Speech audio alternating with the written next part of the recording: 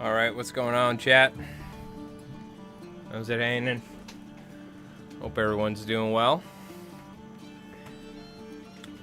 What's going on, Bobzilla? Make sure the camera's all good, set up right. It should be. Lower this a little bit. Keep some music. I got the AC going, man. It's been hot. It was 91 today. Ooh. Boy, was it hot. Holy cow. What do you call it? I just took a shower. I was waiting. Because I'm probably going to start sweating immediately after. But, what's going on, chat? How's it going? I got the AC going, though, so it's nice and somewhat cool here tonight. Evening. I think I might bust out the Vice tonight. Ooh, very nice. What are we doing here? What are you tying? Oh, I just realized. Hold on. Give me a sec. I was like, why the hell is this computer falling asleep over here? That's why. There we go. I hope everyone's doing well. Appreciate everyone tuning in. What do you call it?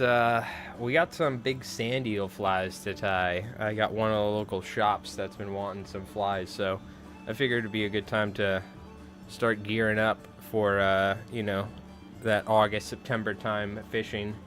We're going to start tying some stuff.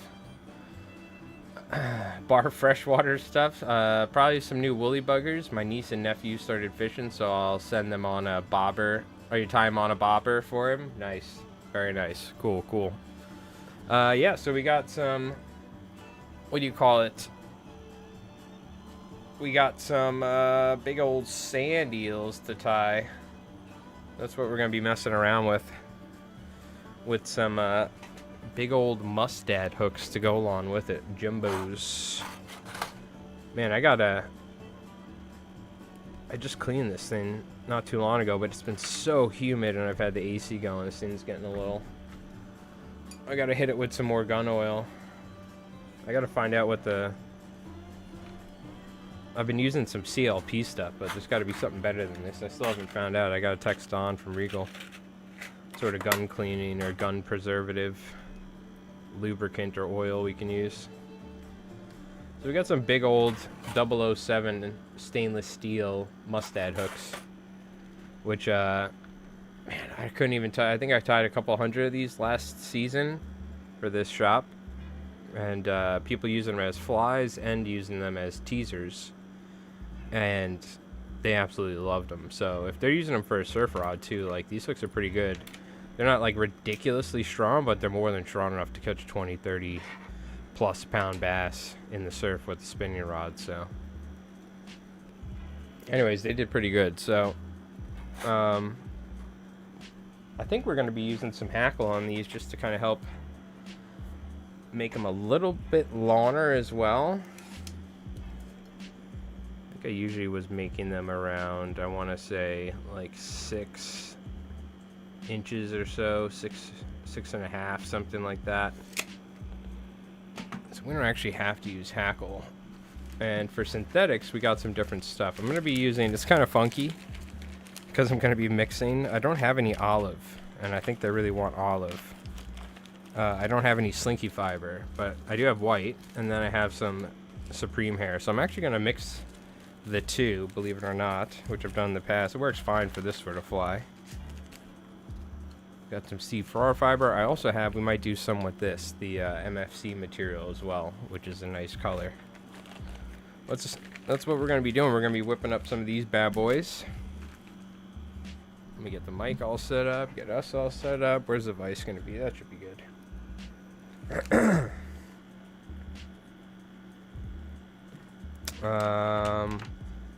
Yeah, how was I doing? You know, I think I was using, what was I doing? A single piece of hackle, flat wing style, and then body braid, and then the material up front, I think I was doing with these. Hold on, he sent me a photo. Let me take a look real quick to see how I tied these last time.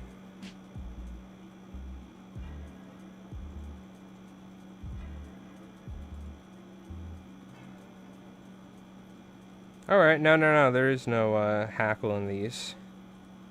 It's about the length of a, like a pen, essentially. A little bit longer. So yeah, we're going about 6.5 inches or so.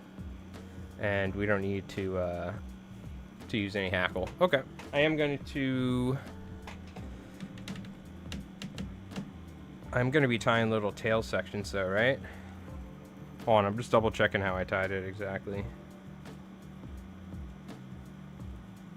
No, these look like they were just tied up front as usual. But with some silver, okay. Gotcha. Let me get some flash for these. Where's my web camera? There it is.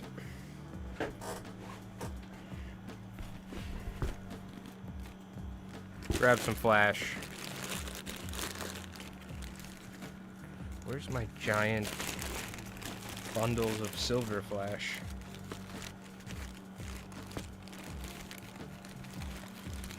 Ooh, do I not have lateral scale? A silver lateral scale? I could have... There's like no way. Did I actually run out? I had so much silver lateral scale for years, and I think I used it last year on these. I might need to order some, actually. I do have regular lateral scale, but he wanted silver, so... Okay, I'm gonna have to order that tonight. I do have, as well, I have Magnum Flash Boo. I could just put that on the sides, but the lateral scale looks so good. Yeah, I have some lateral scale here, but it's silver. I mean, it's pearl, and it's not thick. I mean, honestly, we'll probably be okay if we just go with some Magnum off the side, honestly, but I don't know. Let's see. Let's do a test. All right, I gotta order some. No matter what, I gotta order some Steve Farrar fiber anyway, and other stuff. Slinky fiber. What do you call it? Or what do you call it? Supreme hair. All right. Let me turn this to. Fortunately, I have my camera pretty high up, but that's okay for you. Whatever. All right. I was going to do something slightly different, but whatever. It's fine. So let's see. Now, this material is not necessarily... I don't want to waste any, so I can just cut it to where I have the material at the length that I want. I can still use it, but it doesn't look like I'll be able to fold this over and get the length, so we're just going to have to probably cut it somewhere around here-ish.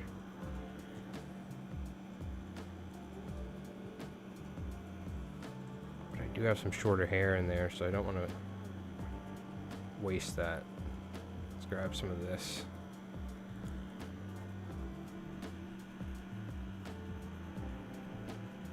Yeah, somewhere right around there should be good. We're gonna order again from Fly Tires Dungeon. Yeah, I gotta do that. I gotta get going on some of these larger videos. We have another fly time video coming out for a ballyhoo fly. That'll be in like a day or two, because I'm trying to at least do an upload a week. So we have that coming up, and then what do you call it? We also have another fly tying tutorial, but I got to start working on some longer form videos, essentially, is what I need to do. I'm just trying to think. I think we can use some longer stuff and then maybe fold in half. I'm trying to remember exactly how I did these last year. I think I was using Steve Farrar fiber, which was long enough to where I could kind of fold it in half. But that's okay. We're going to use some of this. We got to start off with body braid. Well, at least I can get most of these done and then just add lateral scale, worst case. We'll see. We'll try one with the Magnum Flash Boo, but...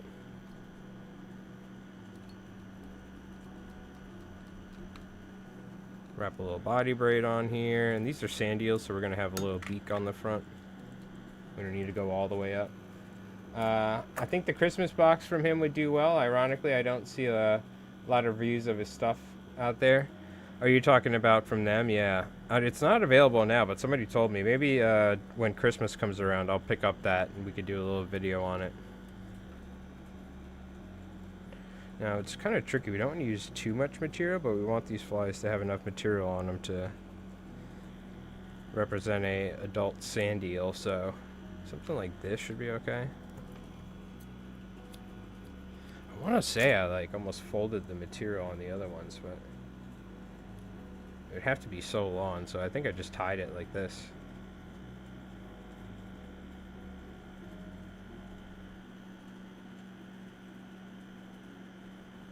Kind of like so. Because it is still a sand eel after all, right?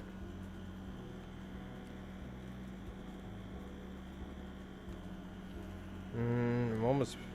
I need a little bit more, but... Let's try this Magnum flash boo out. I guess that could be on the sides, but...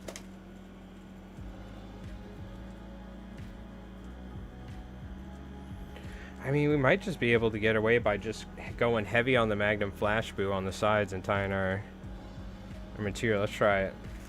I'm actually going to whip this sucker out of the package.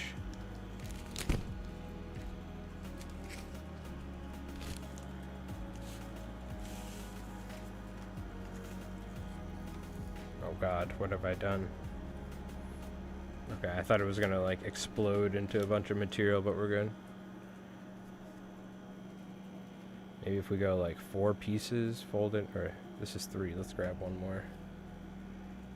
4 pieces, fold it in half, cut it, taper slightly, fold again.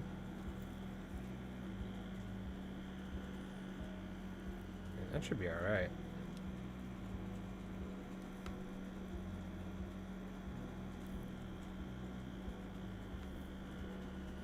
Pretty flashy. Probably get away with not using silver lateral scale, if that's the case. Oh, I just dumped all of this out. What the hell happened? What the hell was that? You see that? Oh, you guys didn't get to see it, but all this silver flash just fell out of the bag. Made a mess everywhere. Hey, how's it going, NASCAR? Hope you're doing well. Getting a great start to their weekend here on the West Coast, waiting on the salmon to make their way inside, and then running to Sacramento. Nice. Then to win, hell yeah. Less material on me, too. Sheesh. But we still got to make them have enough material to where they,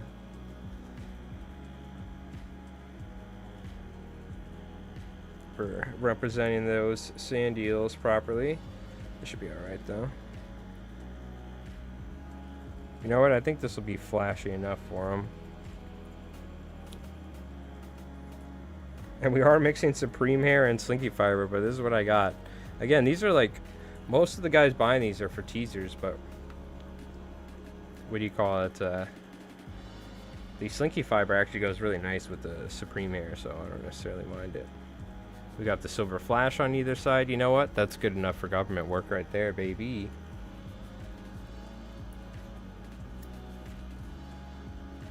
Keep in package.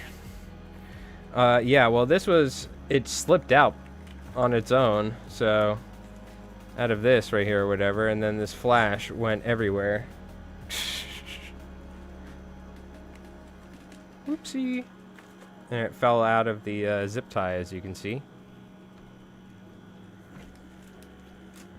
That's okay, I'll use that. I'll deal with this later. I'm not fucking with that right now. Alright, let's put some eyes on it. We're just gonna hang out, chit chat, and tie some sand eels tonight. I will say my back has been freaking bothering me all day. And right now, I gotta get comfortable, otherwise I'm not gonna be able to stream for more than 2 hours. Let me find, hold on. I don't know why my back is just really freaking... As usual.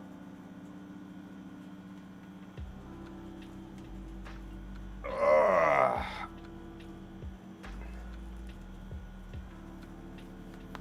Let me get the vise where I want it. Is that the same huge pack the guy gave you? No, I still have a ton of that. This is actually real flash boo. I'm kind of pissed off. I spilled this all over the desk. It just is extremely humid and hot. It was 91 degrees today. It sucked. I just gotta get comfortable. I'm like...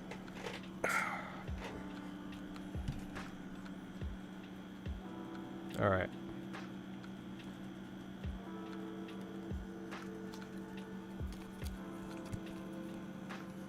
Yeah, I still have so much of that flash crag roll.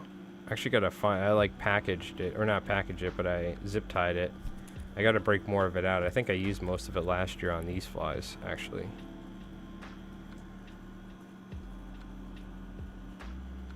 But this Magnum flash boo is like pretty hardcore, and I don't have lateral scale, and it's actually a really nice alternative because you get that nice flashy side on there. It's so much of it too. The thing is, I use pearl for the majority of all my stuff. I'm more of a pearl fly tire than a silver.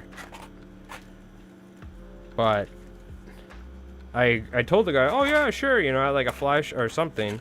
And then he's like, oh, you bought this, so you gotta come get it. I'm like, oh god. And then I was like, oh my, it was like 50 bucks. I'm like, oh, and then I saw how much it was. I was like, oh, well, at least I'll have that flash forever. Also, what's going on, Zeke? I hope you're doing well, dude. Why is it, it didn't show me your chat, Calvin, on my YouTube dashboard, but it showed it to me. I lost all my gold to Rat's Nest. Oh, I hate that. Yeah, it's the worst. Tis the worst. I've lost a many a good... I've had a many a good flash packages turned to, like, junk. I'll still use it, though. I don't give a shit. For myself, but maybe not for orders.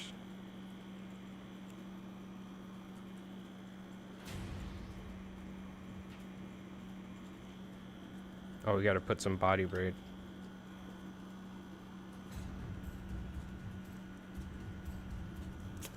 Let's change the music. Freaking listening to Marvel music. Rip the marbles. I gotta go to the post office too. I haven't been able to go yet. I've been, we got that fly time video out, and then I worked on,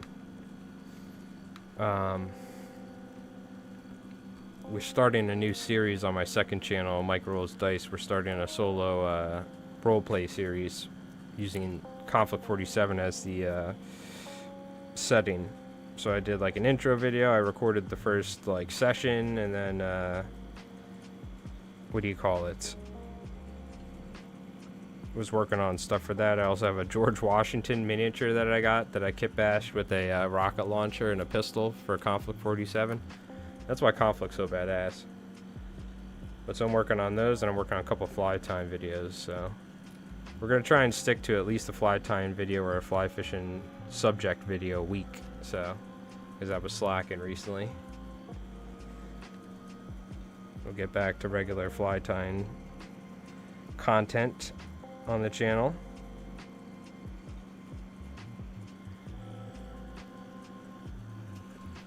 I grabbed some chrome nail powder for Silverside surf candies, and still in development. Discord, stay tuned. Okay, hell yeah. You know what? I'm gonna shut this camera off, dude. Let's shut that off. Shitty angle at the moment. My back's killing me. I'm like angsty. I don't want that thing on me. We're going rogue tonight.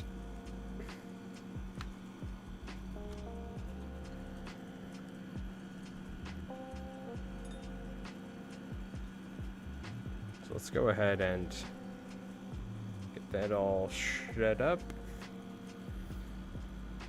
Yeah, you got some chrome nail powder for Silverside surf candies. Staying tuned for development for the ribcage. Hell yeah. That was always one thing I loved that Bob Popovich did, and I always tried it, and I just could never get it looking good when I was a kid, and I kind of just stopped messing with it. But I should revisit the like silver paint on the belly sort of technique, you know, from the old school surf candies and stuff, or the rabbit candies that he did. And pop flies.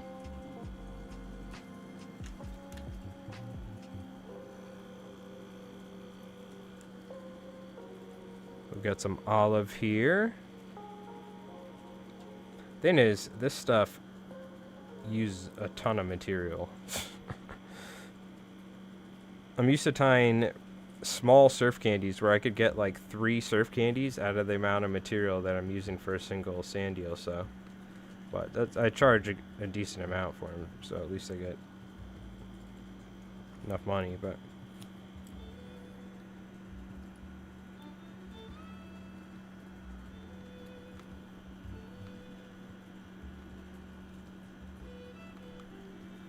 it's probably one of my favorite songs from Epidemic Sound. Fits so good.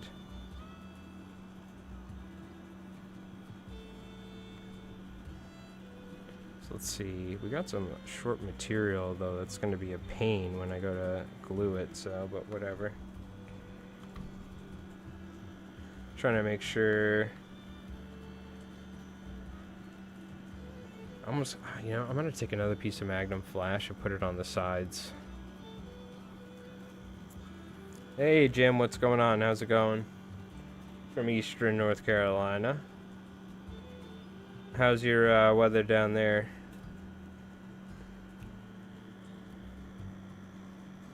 I know it gets hot down there. Yeah, that's better. Get a little silver on the sides as well. Like so. We'll zoom you guys in a little bit, but I got the angle for the camera nice and high up, which is kind of nice because it's easier for me to get the vise a little bit closer to me. I'm a guy, I love moving the vise as I tie. The vise will go here, then it'll come there, and as I'm doing different stuff.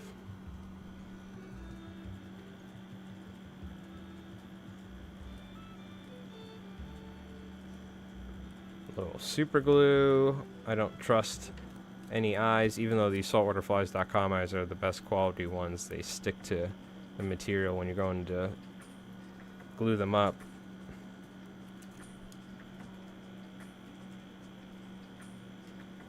Oh, you know what? I should probably just be using... I can always hit the... I just realized I should be probably using some clear thread, and I totally can, but we can also just hit the top of these with a little Copic marker action if I can find the right one. Just kind of do this. Yeah, that works just fine. It actually matches the color beautifully. Let me keep the marker out. We'll do that. That way it has time to dry before I have to glue them. There you go. I know I spent $12 on that Copic marker for a reason. Or whatever the hell it was. Hot? Oh man. Whew. Whew. I bet. That's my it's getting hot noise. Whew. It I spent a lot of time outside today. And man, yeah, it was hot. To say the least. And the humidity doesn't help either. It's been like so humid recently that it's just like, God, it's so uncomfortable. It's like we're down in the bayou. Stripping, beat up, and rejects to reuse hooks. Ah, okay, nice. I used to have to do that all the time back in the day, purely out of necessity, because my dad was like, all right, here's a box of hooks. That's all I'm getting you for a while because this stuff is expensive. Not wrong. It'll be like, it's ridiculous how expensive fly hooks were too, even back then. And so I used to I would tie so many flies and I was unhappy with the flies that I, that I would just cut them up. These are 4-aught Mustad 007s.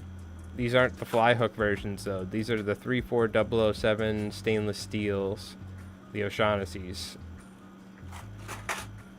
I mean, we're tying like a 7-inch long Sandeel, so this is generally more. These are being bought at the local shop as like teasers. I know some of the guys do.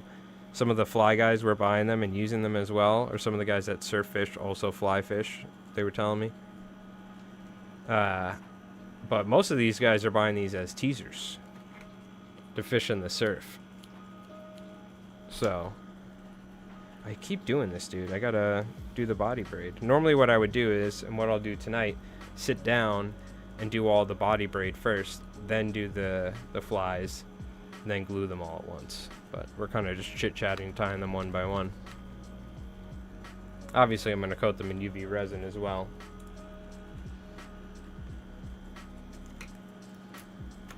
We're kind of just hanging out, chit-chatting, and doing some tying tonight. I've been working on videos. If you guys have any recommendations for any flies you want to see that haven't been covered on the channel, or any ideas, we can talk about stuff like that as well. We're gonna have a needlefish or ballyhoo type fly, because we haven't done something like that. I know somebody wanted to see a mackerel. I think it was Lima, so we should probably do some sort of mackerel pattern as well. I would like to do a fall time fly fishing video though, so I should probably start working on that. I'll probably need a bunch of you folks to help send in photos or videos and stuff too.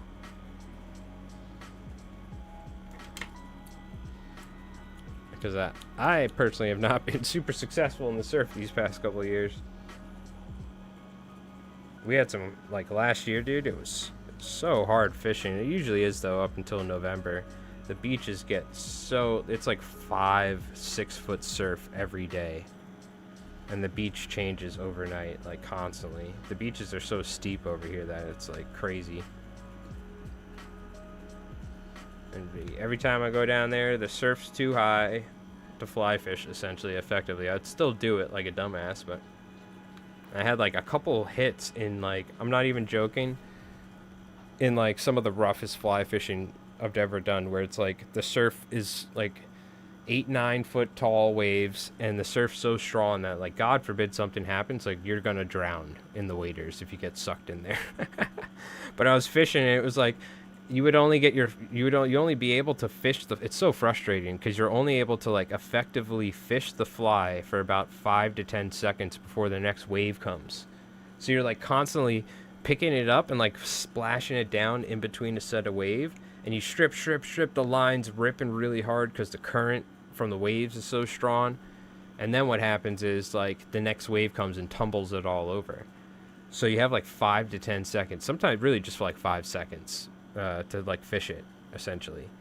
And in that 5 seconds, I had a couple hits like in those periods. But other than that, man, my surf fishing was really rough last year. Yo, Brew, what's up, brother? Again, thank you for the support, dude. One of our longtime Twitch subs here. We didn't drop frames, right? No, it's just my Twitch dashboard. Hold on, let me reload it. 79 months. Holy, dude. I feel like it was just 60 not long ago. Holy. Get some LI Flies hearts if you're watching on Twitch, or put some 07s in the chat if you're watching on YouTube for Brew. 79 months of supporting our fly tying stream here. Thank you so much, dude. Appreciate it. Round of applause. Also, what's going on, Bronze Back? How you doing? It's like the river with my buddy. It's crazy. I think I kept some of the footage, but I think deleted most of it because it was really just me getting my ass kicked. I think I might have some footage on my phone that I took of how rough it was, but just to give you guys an idea, it's essentially fruitless fly fishing is what I'll call it. The fruitless surf fly fishing stage in the fall. Because some beaches you can fish, and even though it's going to be rough, like I'm sure even up in Massachusetts or New Jersey, their beaches are a little bit different at times. I don't know what it is. My particular area where the beach is, dude, it's like, it's so tough to fish in the fall. But at some point in November, the surf calms down and we get these troughs really close to the beach where you get these deep holes. And that's when we have some like sand eels and stuff, and you can actually catch a fish with the fly rod. Like you can actually sight fish. I'm going to try and do it this year. Because there's like, imagine there's like these little mini lagoons in between the sandbars. that the striped bass go into, and it's literally like a foot of water, 2 feet of water, and it's just white sand essentially. It's really cool. It's like sight fishing on a beach in like a little lagoon, but you're on the fishing on a regular beach. It's very like circumstantial and like specific times of the tide. But if anyone's done a lot of surf fishing over the years, you know what I'm talking about, where you get these little the troughs essentially during low tide will still be filled with water. We'll see. We're gonna try it. Send some Sandeels you tied for Kenny. Caught me a few stripers last year in SH. Oh, hell yeah, Liam. That's who we're tying these for right now. He texted me. He's like, I need them. I'm like, all right, I got to order stuff.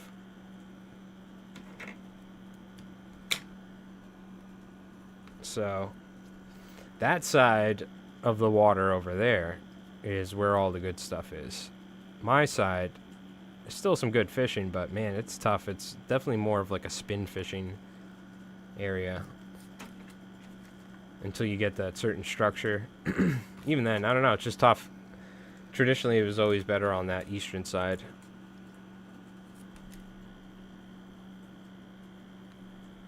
All right.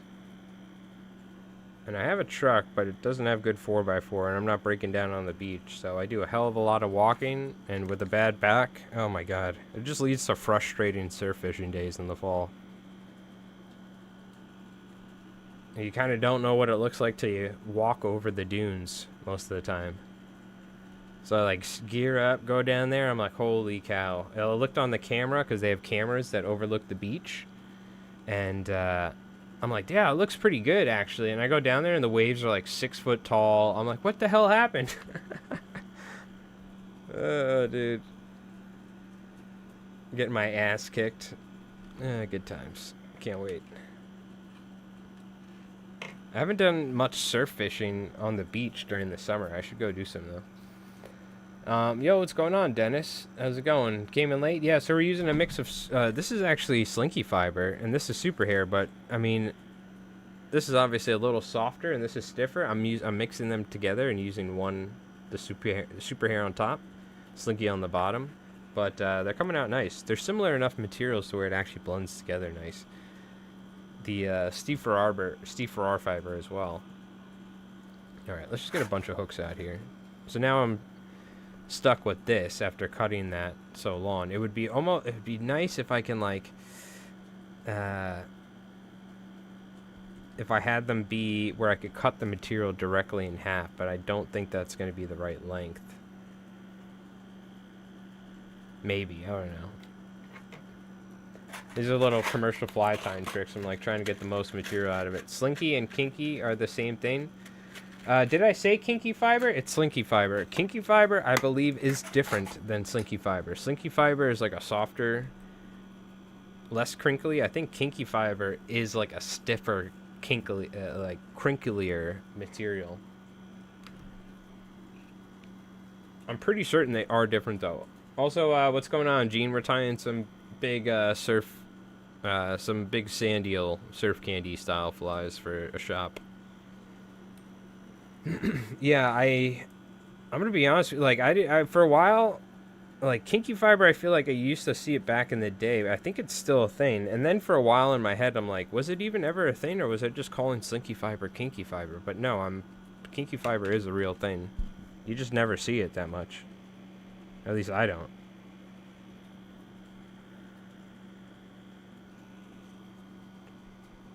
Only Supreme and Unique Hair locally? Yeah, well, Supreme Hair and Unique Hair are like, have been around for forever. Okay, long before Slinky Fiber, or Kinky Fiber, and all that. And it's quite affordable for the most part in price, so I feel like you're going to find it at a lot of shops. It's also quite readily available. A lot of guys were killing on those last year with teasers on their spinning rods. I know, dude, that's what I'm saying. I forgot how many I tied, but I think I went through 2 100 boxes. So I think Kenny sold like a couple hundred of these, and it was mostly to surf guys with their spinning rods. And they were just, it's mostly all olive, and they were catching fish like crazy, probably over by where they that one pond opens up into the ocean over there. You know me, I don't give away specific locations with names on the internet. Even though we're a small community here, I still try not to spot burn in general.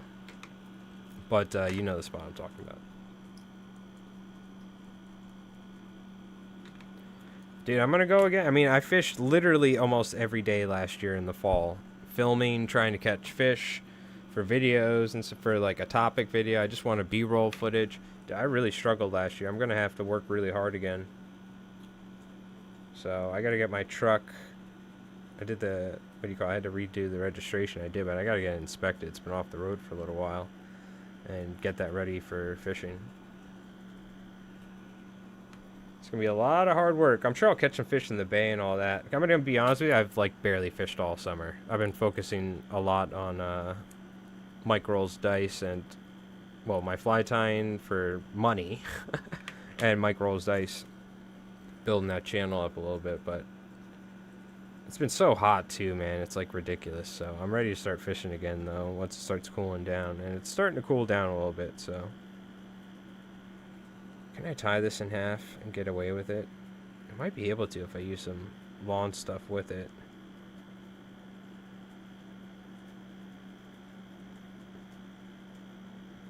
I mean, it's close enough. Fuck it. I know what I'll show you. This is a little trick you can do.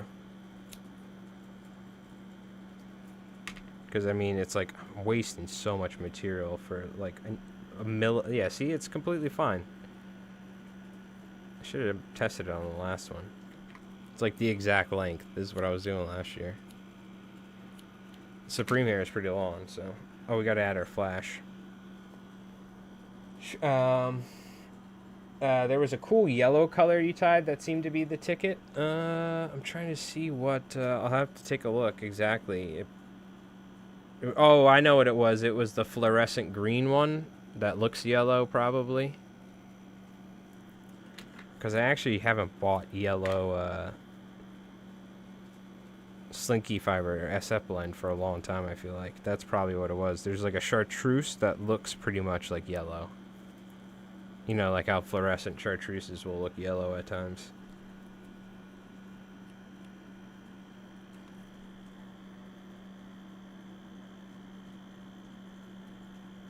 And you know, the funny thing is, I think it was not last year, but the year before, I went out with my spinning rod. I was like fishing every day in the surf, like struggling, dude. And I'm like, there's got to be fish around. So I took this. This is actually, no, I know exactly what I had to do. He wanted these flies, so I was testing them out. I like tied a couple. I was like, what's the best way I can tie a big Sandeel fly that's the most durable and best way? So this is like the prototype of this. And then I took a 007 jig, put this in front of it, dragged the 007 jig on the sand. I just casted it out, let it sink, and just dragged it the whole way. And every single cast, I was like catching like a 28 to like 32 inch bass. And I got so pissed off. They're just outside my reach, you know, that time of year specifically too. They're outside the breakers, and you just can't reach them with a fly rod, you know? Just outside the range of a possible fly rod cast. I don't care how good you are. But I was like, okay, yeah, well, they definitely like the teaser, at least. So what do we usually say then? And that means that, like, either the fish aren't there or I'm not presenting it right. And it's more than likely that the fish, it's like a certain tide schedule. The fish are trying to come into these troughs and stuff, you know what I mean? And there's a certain time in the tide schedule where you can actually fish with a fly rod earlier on in the fall. Because otherwise it's the waves are so big where I am that it's like impossible to just fish.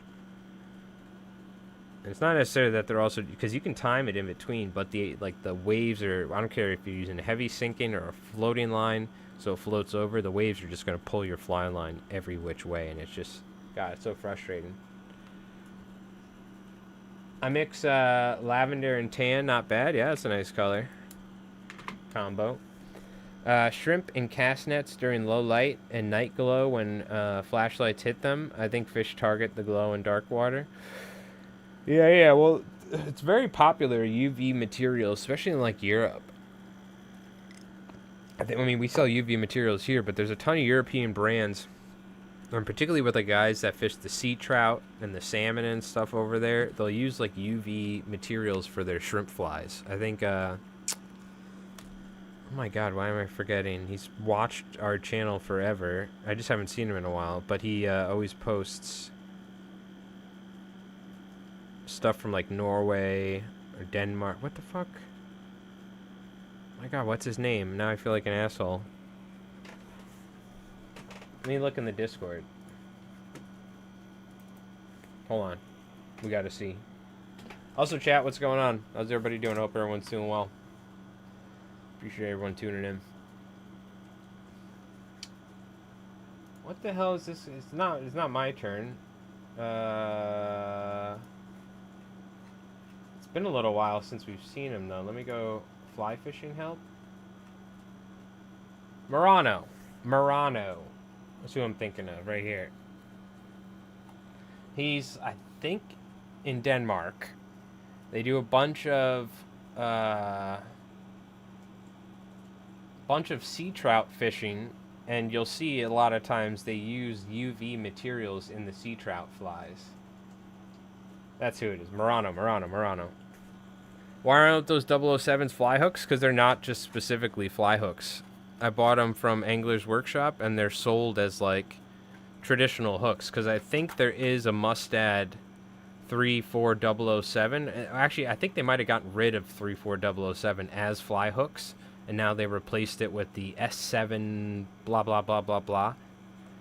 There might be still some around, but I think this is considered like a bait hook or like a traditional hook. It's not marketed as a fly hook. I'm almost certain, even though there is 007s that they use for fly hooks. Again, though, I don't know if they do. We get hit with offshore storm swells. Andreas, no, that's Dennis. That's also a great fly tire that uses stuff like that. But I was talking about in our Discord. What do you mean? Are we getting hit with a storm or something? Yo, Yumi coming in with the Prime for the 4 months. Thank you, my friend. Appreciate it. Thank you, Donka. What do you call it? The 4 months with the Twitch Prime. Sheesh. Appreciate it. Yeah, the hook eye is larger, probably, than the fly version, which I actually like. I like hooks with larger hook eyes. Especially a saltwater hook, even if it is a fly hook. Or if it is a fly hook, you know, they generally are smaller. I like manufacturers that make fairly large hook eyes.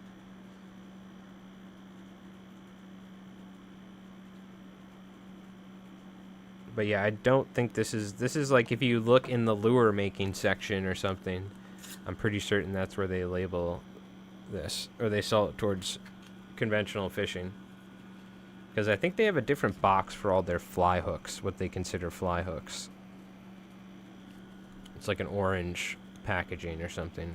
And it's like the classic series, they call it, or something.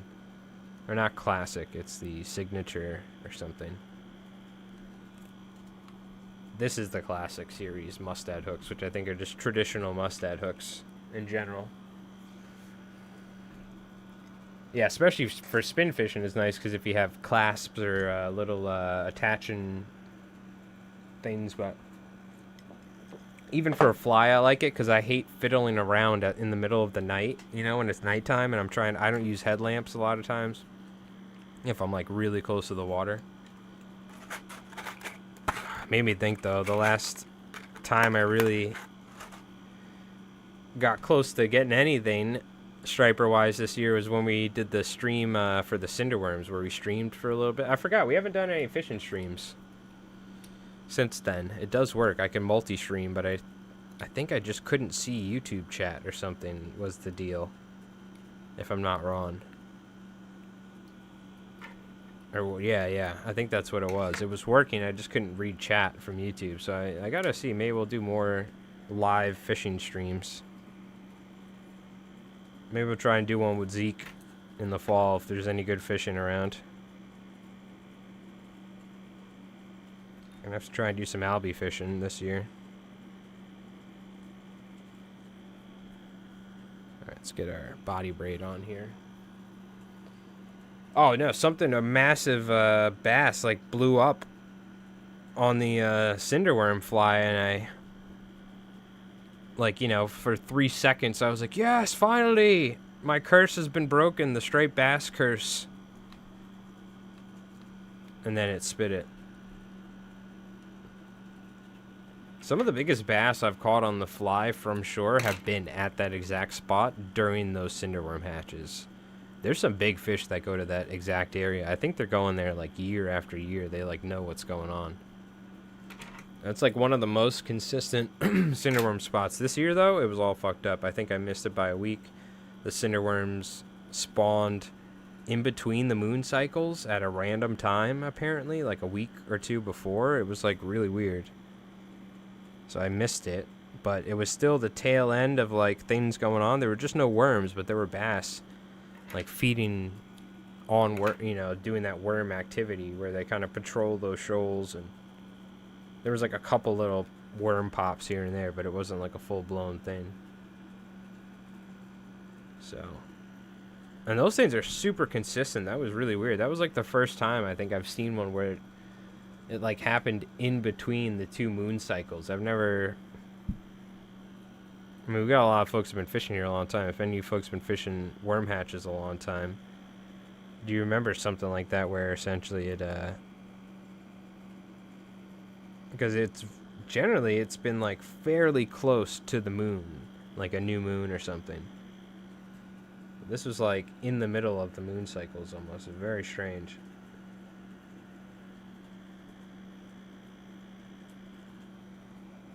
Gotta make sure I cut this like exactly in half.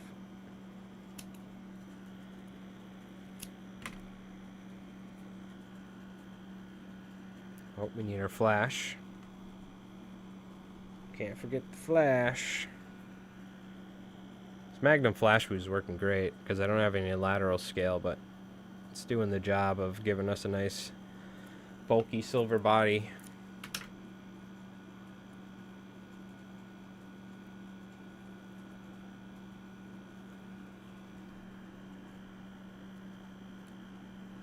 Yeah, I gotta break my striper curse. Last year, though, God, we caught so many albies in like such a short amount of time, in a couple days, fishing on boats. I needed that. I almost had one from shore, too. My side, traditionally the other side of the inlet is way better, but apparently they like didn't show up, really. The shore fishing albie, like the albie shore fishing, has not been that good the past, I don't know how many years. There were times where I feel like when I was like really doing it all the time, it was the peak, you know what I mean? Something happened, I don't know what. But now they're like coming to my side of the bay, on the inlet on my side, but it's one of the most, like, they're only over by the tip where there's like 20 people fishing all the time with spinning rod, and now everybody's an albie expert. Like 15 years ago, you could albie fish because nobody was albie fishing. They were all black fishing, or like, you know, fishing for striped bass with clams. Nobody gave a shit about albies. Now everybody has a rod with a what do you call it? A hoagie, pogie jig, or whatever they call them. The crack meth jigs, and yeah, so it's like impossible. I have people like casting all. It's like I can't even get in there. So I just assert myself. If I see an opportunity, I get it in there, and I just got to try and not hit somebody with a fly. But it's not for the faint of heart, that sort of fishing, because you're like, people are walking all over. It's almost like guaranteed I'm gonna hit somebody with a fly, and like, being in New York, somebody might try and stab me for all I know. So, but most people are pretty chill. But it's not like people are going to be like, oh, here, I caught 5. You guy with the fly rod, you should get a turn. Go to the tip. I have to, like, fight for my opportunity. Because it's all, like, I think you can park on this side without a parking permit. Just so happens to be on my side where I live. So you get all sorts of crazy-ass people there. The other side, you need a special county permit and all that. So you get, you know, people from the area. But on my side, we'll get people from like New York City and stuff that come out there, so it's like a crapshoot on what the hell the fishing's going to be like for me. and trying to fly fish at the end of the rocks there. It's already hazardous enough just with like how dangerous it is, even with corkers. It's not very, the rocks aren't like level in a lot of ways. They've been moved over time. There's like giant gaps. This is the place where I told you that I've been swept off the inlet back in the day when I was a kid. Landed luckily on the ocean side, not in the inlet. But like the waves will come over the inlet and actually hit you in the legs and stuff. And we went in the water a couple times.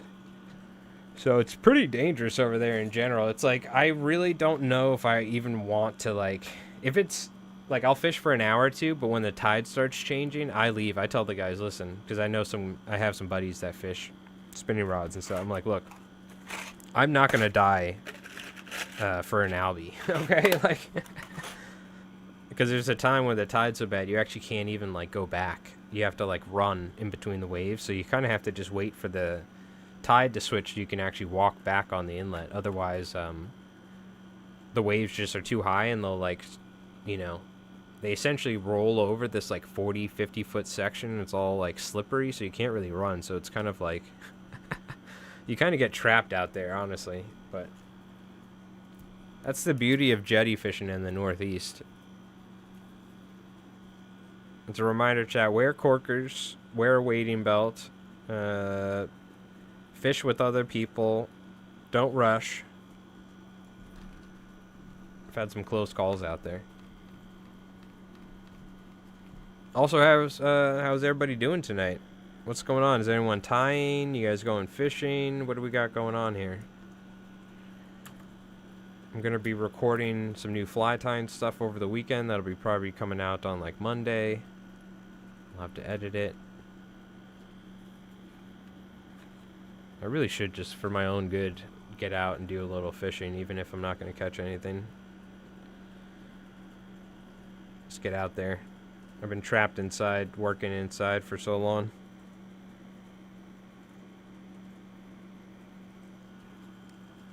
No waders. I am definitely not using waders, because I only have neoprene waders right now. I mean, I have plastic ones. The cheapo, like, $80 plastic ones that, a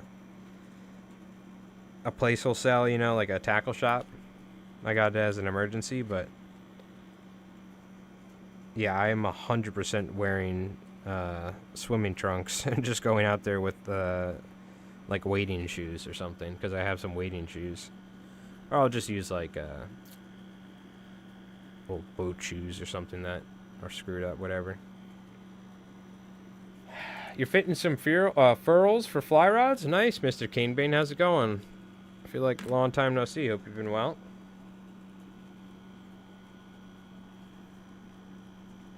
My dad just ordered a new Elegoo with 4 spools on the side that can do carbon fiber. Oh, damn. What's he printing? Is that for your miniature stuff or what? You gotta start printing miniature stuff now. Yeah, actually, so I ended up buying it, chat, because I was gonna actually reach out to like Elegoo, but I only got like 1,500 subscribers ish on Mike Rolls Dice. I'm not gonna get an Elegoo sponsor for Li Flies, Mike, because I don't use resin. I don't use UV resin printing technology in fly tying. But what do you call it? I was thinking of like reaching out to them because I do a bunch of miniature stuff, but I was like, you know what, screw it, because in my basement I have it set up. It's like not a place where I would even want to film a video or something. I was like, you know what, I'm just gonna get it. It's on sale. It's a write-off. It's for my YouTube business or my YouTube channel. We gotta put some flash on here. I keep forgetting. But it's badass. I gotta say, the technology is crazy. I don't even have to level the printer. I don't have to take the resin vat out. It auto levels inside the resin vat, and I just scrape the stuff off, clean it off real quick just to make sure there's no leftover like debris, and then stick it back in and keep printing. And it prints fast. It has a freaking AI camera inside of it that'll like detect issues and stop it. But it also sends a live feed of the camera to my phone, so I can watch the print through my phone and see if there's an issue. and it sends me notifications. It's crazy. I went from like from like my resin 3D printer was like a I don't know, a 1989 Dodge Caravan or something that was breaking down to like a freaking brand new vehicle with like modern day amenities. It's wild. Like GPS, all that. Definitely crazy. Not very fly fishing related, but I use it a ton for my miniature stuff. I will say with a filament printer, you can print lures. You could probably print fly tying accessories like stands. For instance, I'll show you guys. Let's see if you can see this. My buddy Rev 3D printed this for my miniature paints. But you could easily see, you could probably just 3D print a spool holder for your thread. And then you could 3D print a Lazy Susan, you know, the spinny ones for the flash. I got to see if he can do that. If he can print me a multi-tiered Lazy Susan. And I can put clips. And then I could just hang the flash from it and spin it around like this. Because they sell stuff like that, but it's like 30, 40, 50 bucks or whatever it was. I forgot. And I'm a cheap bastard. Good. Busy with work and making rods. Nice, nice. I'm headed to the Catskills next month for the Catskills Bamboo Rod Makers Gathering. Oh, that sounds fun. I bet you there's going to be a lot of like whiskey or something, or like corncob pipes being smoked or something. Seems like a very cultured event, I'm not going to lie.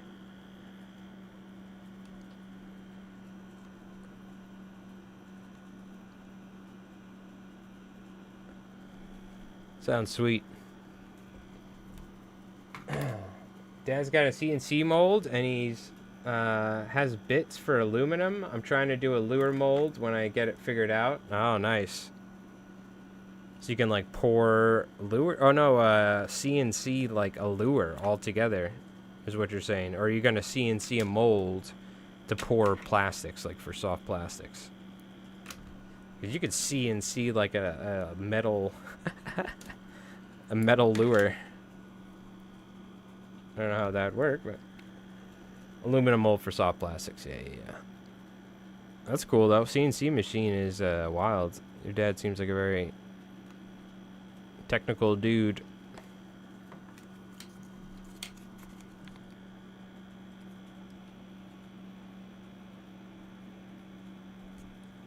All right.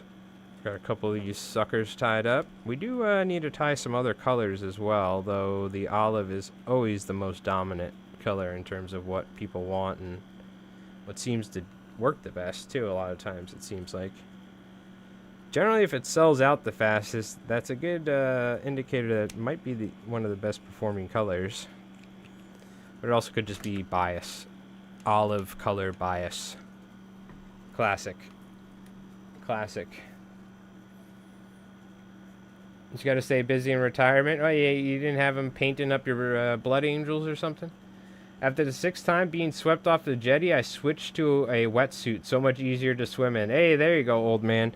Yeah, I got swept off as a kid, and then I said, I'm just not going to put myself in these situations as an adult. Mainly because I have the back of a freaking 80-year-old man with freaking some sort of spine disease or something. But if I get knocked off a jetty nowadays, and because especially the way the jetties are, like there's on the side that we're really lucky because at the time that side was clear of like rocks. Nowadays the bay side is full of like giant boulders that probably, I don't know, have like fallen out of the jetty or something. But there's a bunch of rocks just covered in like mussels, and at low tide you can actually go walk down there and stand on those rocks because there's like a little bar type area that is formed.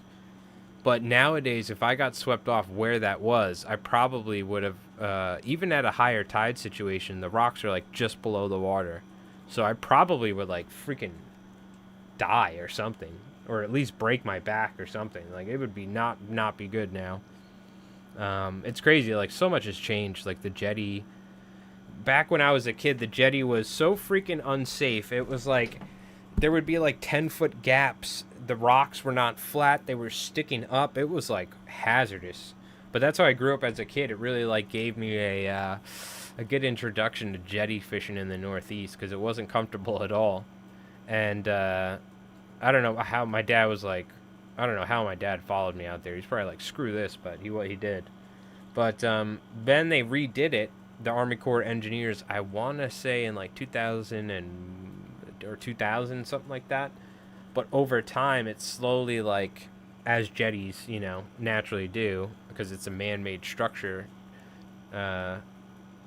facing the brunt of the the full might of the Atlantic Ocean, multiple hurricanes and stuff. I think it's starting to like shift and move and all that. So now you're getting rocks that are like super crazy angles and stuff. So it's crazy to think how that jetty's changed so much. It's wild. They built the jetties, or some of these jetties, I think due to a hurricane. It was like the hurricane of like 1905 or some bullshit. It literally formed like, it broke a bay open and like completely broke into the ocean. It was crazy. So then they made it a more navigable and manageable travel point, because if you have a jetty that is just completely natural, or a inlet, I should say, not a jetty.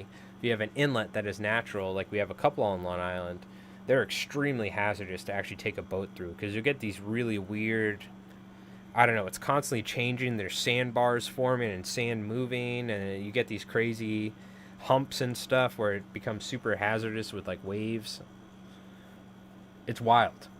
I mean, just even going to the surf in the fall, it changes every day. Like, the amount of sand that is moving on these beaches is astronomical.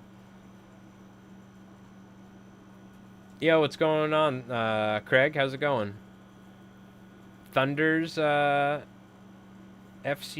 What is it? You got some thunder or something? I saw it's supposed to be raining here, I think, soon. So I wonder if we're gonna get like a big storm or something. I think they had a warning for weather here soon. It's crazy how water changes. Our local creeks are always changing. They'd be considered rivers to some. Well, that's the other thing too, especially like rivers and creeks. Those are constantly like evolving and changing. And then, unfortunately, our man-made side effects can like drastically enhance that, in terms of like development of the land and stuff. What do you call it? You guys want a quick little rant real quick? The neighbors next door to the pesticide company that came by and like sprayed, and I talked to, I think, the dude that does it. Some kid was trying to sell us pesticide. I told him no thanks. Dude, the fucking amount of shit that's coming out of their hose, like, it was like gallons of pesticides coming out. It's like the spray, but I watched them. I think they have a butterfly bush in the front, and the pesticide guys sprayed the butterfly bush. My mom doesn't think it is a butterfly bush, so maybe it's one of those fake butterfly bushes. You know what I'm talking about, with those nice purple lawn flowers? We have one in the backyard, and we get like hummingbirds and shit all the time. We get monarchs and everything. We had a tiger, the yellow butterflies, the tiger, or the God, what are they called? Are they called tiger butterflies or whatever? The yellow ones. Man, I used to know so much more about insects when I was a kid. But so, like, I'm watching this pesticide company, and they're just spraying, like, fucking the house, everything. And then the guy goes by, and they have an what do they call it? Central AC. I don't have it. My mom actually has it for her office, but I use a window mounted. I've never had a central AC. But central AC unit outside. And the guy, I watched him from right over here in my window. I watched him like spray the entire AC unit with like, probably looked like fucking half a gallon of like pesticides, because he's just doing it real quick. But the amount of like liquid that was coming out was crazy. And he just sprayed the whole central AC unit with pesticides. And they got in the truck and left. I'm like, dude, what the fuck? It's crazy. We have city water. Yeah, thank God. But it doesn't matter. I'm sure all that stuff. We're like, all of our we have an aquifer underneath Long Island, and a lot of it is city water that gets processed. But a lot of people have wells as well. It's probably better ways to phrase that. But I'm sure all of this. I mean, there was stuff from Grumman that leaked into the ground. I'm sure that went in there. Our local water was contaminated because the fire department was using a banned chemical for firefighting back in the 2000s. It was a huge debacle in my town. But the firefighting department, or the fire department, got caught using like a banned chemical for fires or something that was banned in New York State.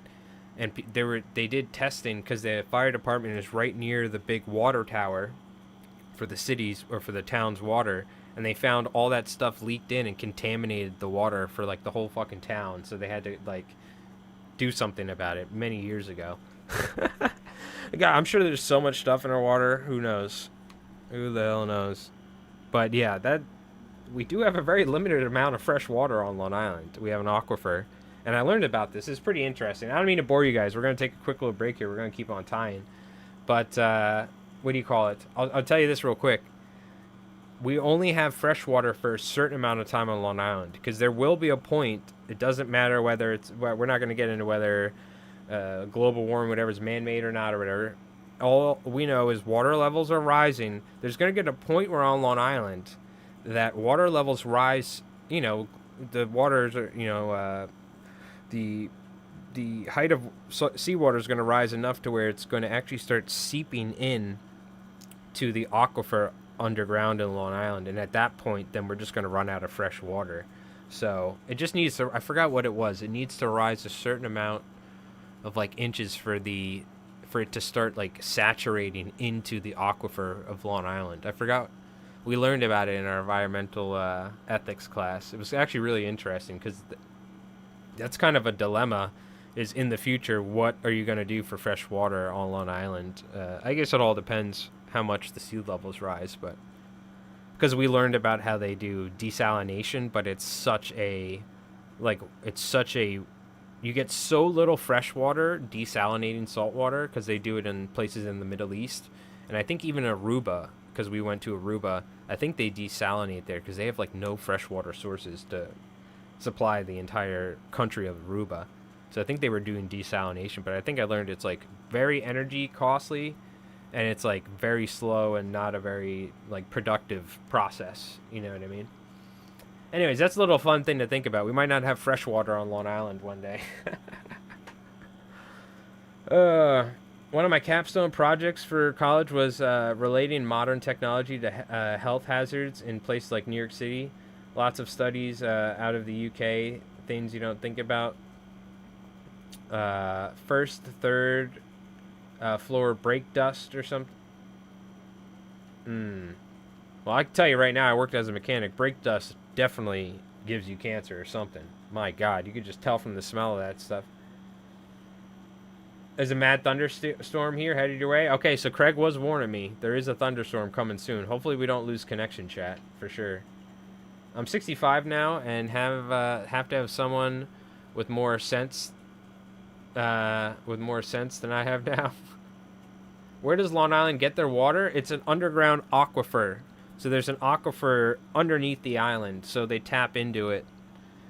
So people do have wells in their own property that they paid to have drilled, because there are wells like, or there are pockets, but a lot of the water is like from super deep from the aquifer underneath. I don't know what the depth is and what. I'm sure we could probably Google an image and it'll show the aquifer of Long Island. Let's take a look.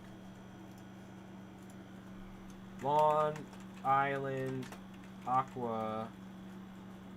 How the fuck do you spell aquifer? Aquifer? Oh, I-F-E-R. I was wondering where it went. Special groundwater protections. What is this?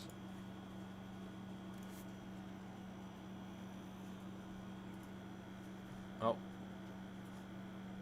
Aquifer study released. And the news is not good. Who would have thought? Oh shit, I know exactly where this is, by the way. I've actually taken a bunker boat and I've clammed right over here. We looked for steamers. I'm pretty certain this is exactly, I know this exact spot right here. But look how shallow it is. We're so far back in the bay here. We actually went looking for bunker back here and we had to stop because this is a like freaking dock or something. I could be wrong.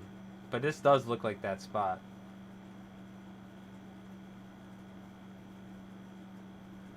The single unifying element in Long Island is groundwater. Nassau and Suffolk County are an island totally isolated from any sorts of water importation. We rely solely on aquifers for drinking water. So what's the red? Is this the...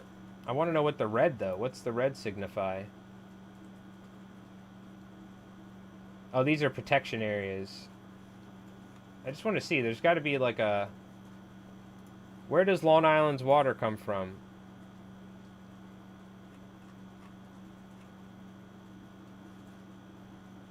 Upper Glacial Aquifer, Magathi Aquifer.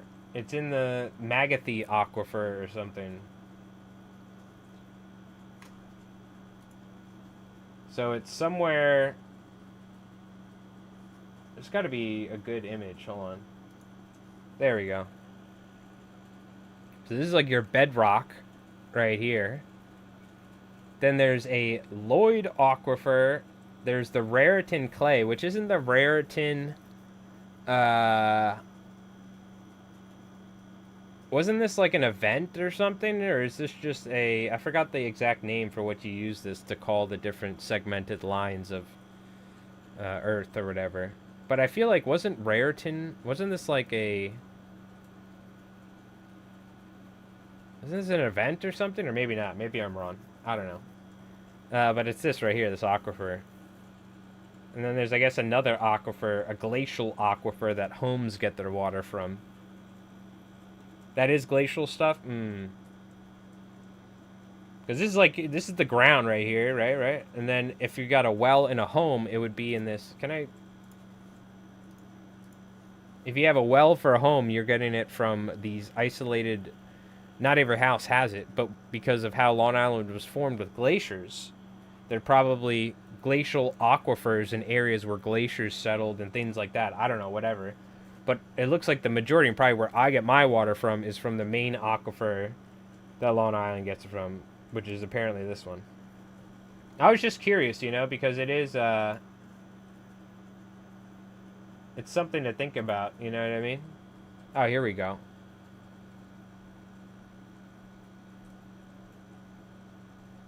There's your bedrock. Lloyd Aquifer, and it looks like the aquifer will like... There's Gardner's Clay. I wonder if that is... has to do with Gardner's Island. The geology is crazy. It actually, but it's interesting. It shows how the Earth, like, how it like... streamline... Line of equal stream function value. Contour interval varies. Saltwater interference. So you could see, I guess, at a certain distance out from the shoreline, the aquifer gets contaminated by the salt water or something like that, probably. Oh, this is... So I think it's probably... I don't know, it's interesting. Because, right, you think about the aquifer in the water, it probably... It's like a big cycle, the water cycle. You know how it goes up and evaporates and then clouds form and this and that? I bet you it has something to do with, like, how... Because it looks like these kind of connect. I don't know. I'm not a geologist. I took a geology class. I'm pretty certain that was where I met one of my ex-girlfriends, so it was definitely worth it. The clay is pre-glacial. Interesting. I have a well. We practically get the same water source as town, just no chemicals pumped in. Yeah, you got to get the wells tested, though, because you got to watch out. As long as your well water is good. I know we had some issues here on Long Island with people with their well water being contaminated from different stuff that they did in, like, the 50s or 40s and all that trap. We always get sidetracked when time flies. Yeah, that's okay, though, because if I had to sit here and just tie the same Sandeel over and over again the whole night, you know, it'd be boring for us. So we can talk about aquifers for a little bit. You know, there's nothing wrong with that. That being said, chat, we are going to take a quick little break here. I'm going to run and grab a drink real quick. And I say maybe we mix up the colors and we try some different colors out. We got tan, which we definitely should do some. We got chartreuse. We got a couple different colors here we should break out just to mix it up. So annually, oh, you're a natural gas country? Oh yeah. God, don't even get me started on fracking. Jesus Christ. Luckily they don't do that here, but I feel bad for everyone in like Pennsylvania and all that. All right, chat, we're going to take a quick little break. And when I get back, we're going to tie some more Sandeel flies, all right? Protect the aquifers.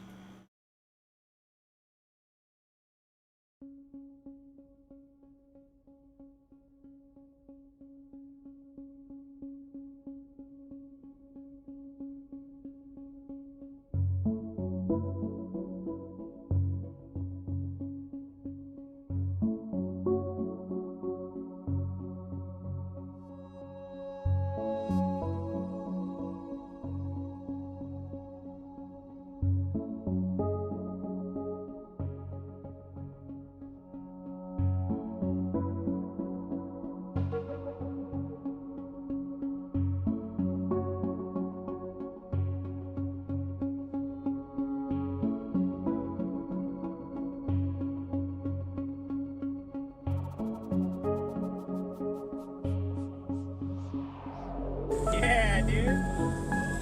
Yeah, dude. Stay tight, all right? Yeah, keep it tight. Yeah, dude. Yeah, Aiden. Knuckle buster. Are you good? Do you need me to do anything? Yeah, I might need a ride. Yes. Okay.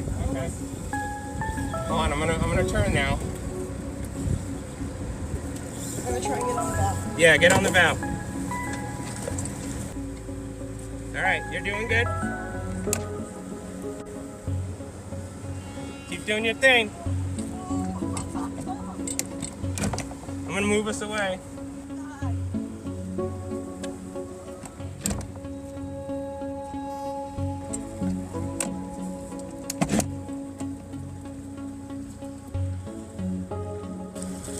Is that a little one? No, that's a nice one.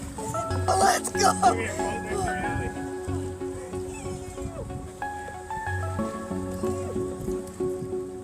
Good job. That's sick.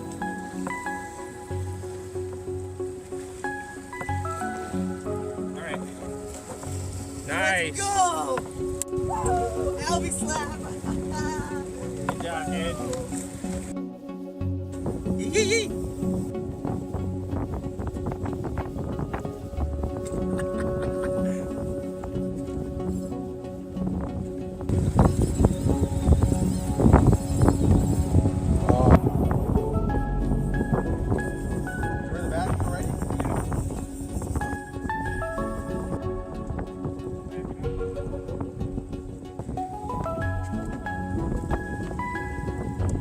Looking down the barrel of a 12 gauge little tuny, bro.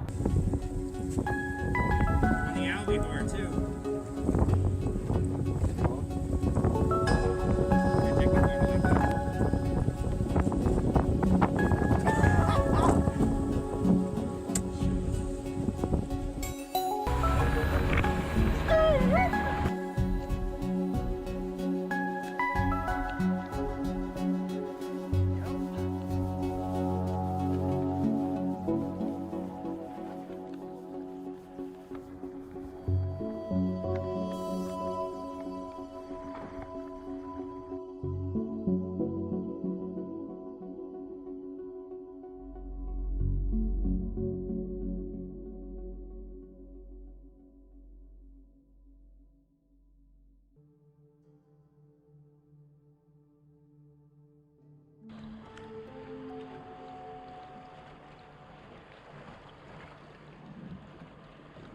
Oh my God, dude!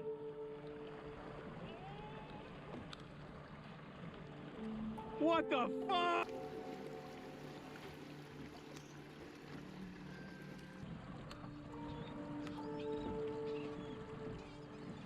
Woohoo!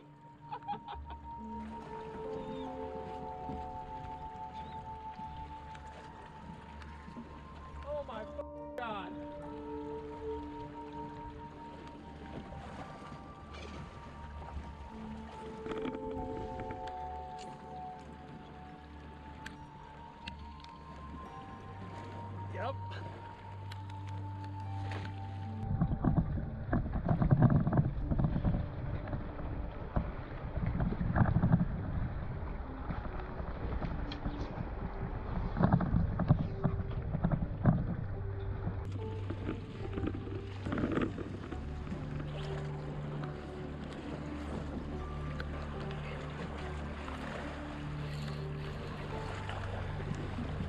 my god!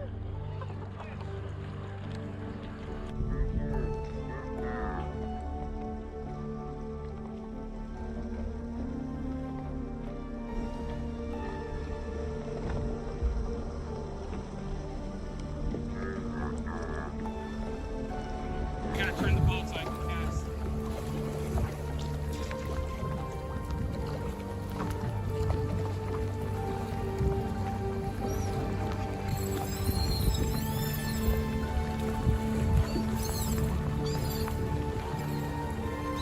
Oh my god, dude!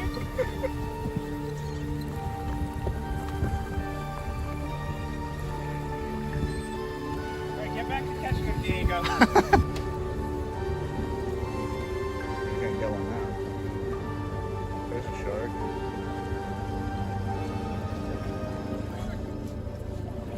Frigates! Albie? Frigates. Frigate.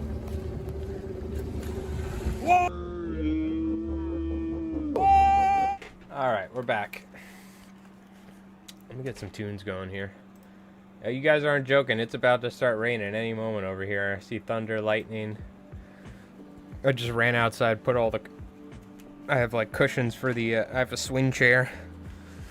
I had to put all that stuff away because it is 100% going to start downpouring here like any minute. So hopefully nothing happens, but if the stream does start getting wonky, then you know why. I think we should be okay, but the unfortunate thing is, like, I think we're gonna have to switch to fiber here. We're gonna try it out. I think I'm gonna have to do it during the middle of the week, though, in case we have any weird internet things going on, because my mom uses it for, like, she does like online class type things, and I stream and upload videos, all this. But I've been having issues where every single day I lose internet around like 2 o'clock or 3 o'clock. It just like shuts off and turns back on. I don't know what's going on, but we're gonna do a switch to fiber anyway. But it's been happening like every day on repeat. Luckily, thank God, knock on wood, it hasn't been happening during our Friday night stream times. But I've been streaming during the day, doing Mike Rolls Dice, like maybe once or twice a week and on Saturdays. And the stream's been dying a lot. Like where I completely lose internet. Like the internet completely goes down. So I think we're going to have to switch to fiber. So if that being said, we're going to be hopefully getting some fiber here soon. It should drastically make a difference in the quality of my bitrate and all that. It could very well just be from the summer crowds and it's overloading the local networks or something. But fiber in general has a way higher upload and download speed, so it should alleviate that. Because the system they're using right now is a cable line on on cable poles where there's trees knocking them down, there's squirrels, this and that. Their fiber should be a little bit more reliable. I believe so, at least. We'll see. We shall see. But yeah, luckily it hasn't been happening during the fly time stuff, so that means like later on at night. So I can stream at night with no issues for sure. Other than the normal optimum internet that we get sometimes, where it might drop a couple frames here or there, but I mean, I can't complain. It hasn't been terrible, so. But it is definitely going to start raining here any second, so. I had some minis outside too. I printed 12 hogs for Turnip 28. I'm going to paint tomorrow on stream. Alright, so let's tie some Tanawhite candies here. And again, these are for one of the local shops. And I kind of just felt like chilling tonight and kind of chit-chatting with you folks instead of tying specific stuff, so we're kind of just hanging out. Well, what I want to know from you folks is what some of the stuff you want to see here on the channel videos wise, because we're doing at least a video a week here, so I got to stay busy. So I have some flies that we're going to be covering, but is there any specific flies? Is there any specific topics? I think I'm gonna probably do like a fall time fishing video. Maybe some videos covering like beach fishing, jetty fishing, stuff like that. Is there any specific patterns you want to see covered? Oh, somebody asked too. Yeah, I got to do a stripping technique video. I do have something I'm working on for that. That will be a video that will be coming out at some point. I filmed a bunch of footage of me like stripping flies wearing a GoPro on my chest, and I think I got some footage elsewhere, but I kind of need to do it again. I wasn't happy with it. I want to get better footage from third person for you guys to see me. Feet pics, yeah, see you freshwater guys, this is why I don't trust you. This is why I like saltwater fly tires. We're just messing around now, I appreciate it. Albies and beaches, okay, yeah, we're definitely going to do an albie one, for sure. I have a shit ton of albie footage. So that's one for sure, and I was definitely going to do one on just beaches in general. But then again, we could do one on like rocky beaches, on sandy beaches, on ocean beaches. I mean, there's so many different things, so I got to figure out how I want to. I'm probably going to do like a general video, and then I can always do more concentrated topic, or like, you know, more focused video on a different type of beach in the future.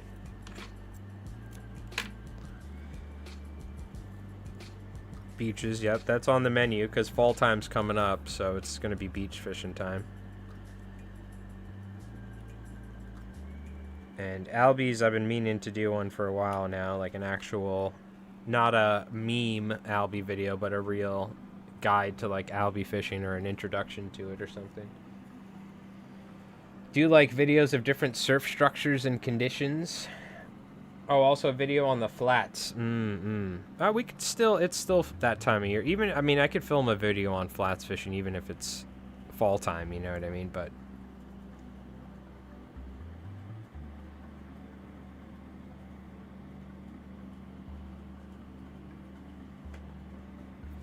we could definitely, that might be a next year thing though, just because how much time I have. But we'll definitely, yeah, we're going to have to cover everything. But I think the most pertinent, the most important stuff is going to be covering stuff for the upcoming fall fishing, making videos on that. Because you got to realize some of these videos might take me 2 to 3 weeks because I'm making videos for Mike Rolls Dice, I'm doing the fly tying videos, I'm streaming, I'm tying these flies for the local shops, trying to pay my bills, you know. So, these can, especially the lawn fly fishing videos, they tend to take a while because it's almost like doing like a presentation in college, imagine. You know what I mean? Where I'm doing like, got to get a bunch of images, I got to get the outline, I got to figure it out. Not doing a script or anything though, just go off the top of the dome, but almost like a PowerPoint in terms of like topics, and then I just kind of freeform it from there.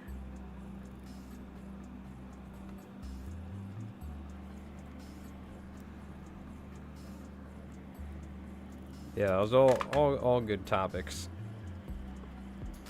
Alright, well, I just got a lot of hard work is all.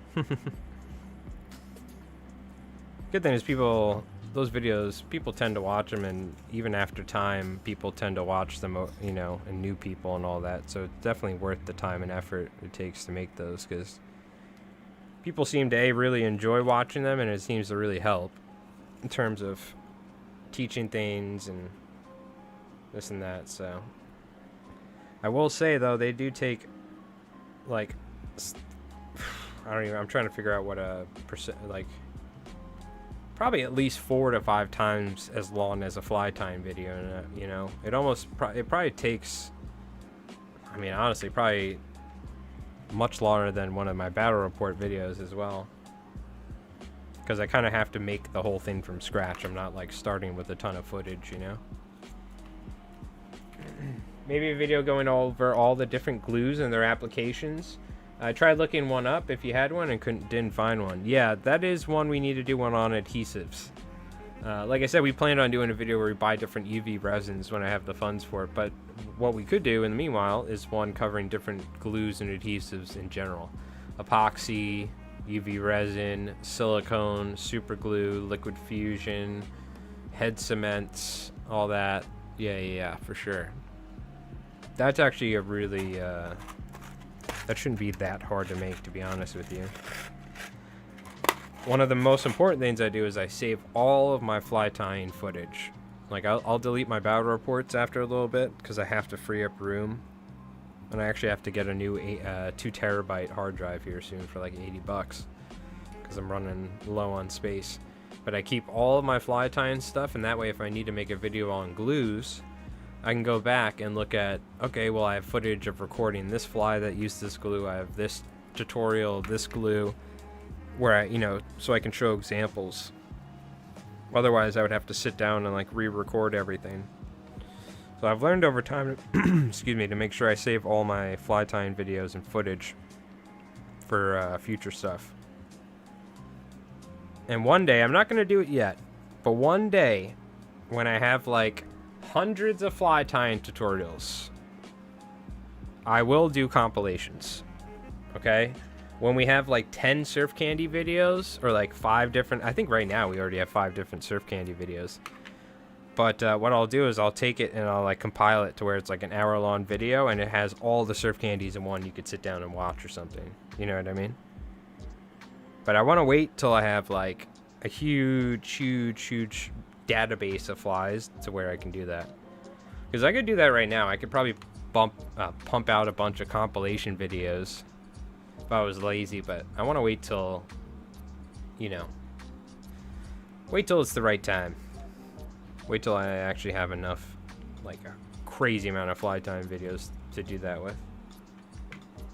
I've got the suburban houses. Of course, this means that they're going to need manufactured green lawns and white picket fences. All right, good. I'm figuring out, I'm trying to figure out farmlands for us. And I have some fly tying material. I was actually thinking about fly tying material, but I think I am going to have to get a rug or something. But all right, sounds good. Awesome. Yeah, we've been printing American miniature terrain for the upcoming Invasion America, where Japan invades America. All right, we're going to put our material on here. We're going with some tan boys, and then we'll switch it up to some chartreuse ones or something.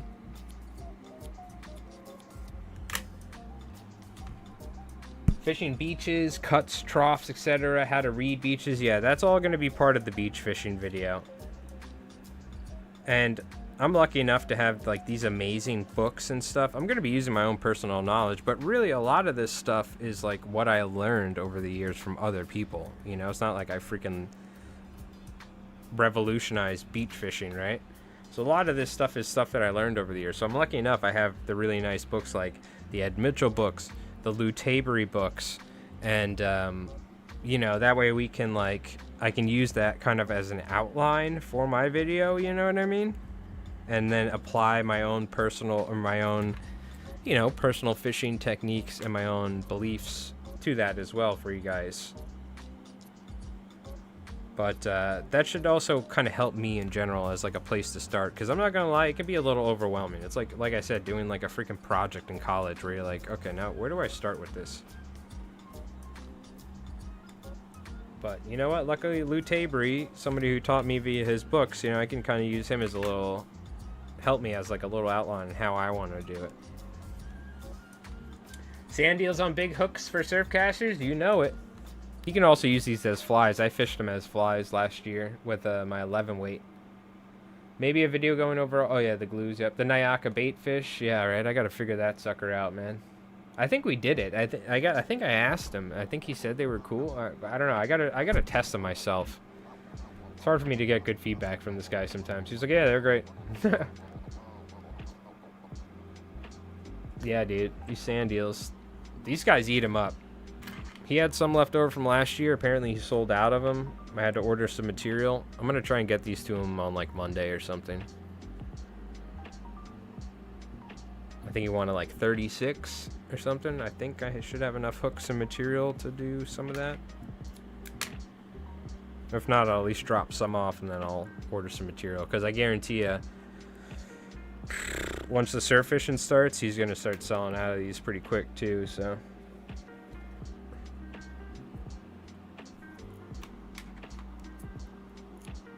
Referencing the Pioneers sounds awesome. Hell yeah.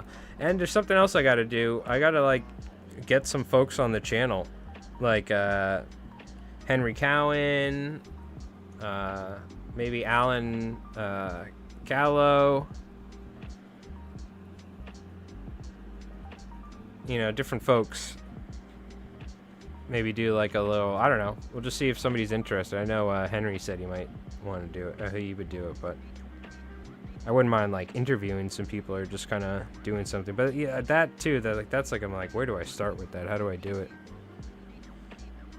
That might be like a wintertime thing, honestly, because everyone's super busy obviously right now.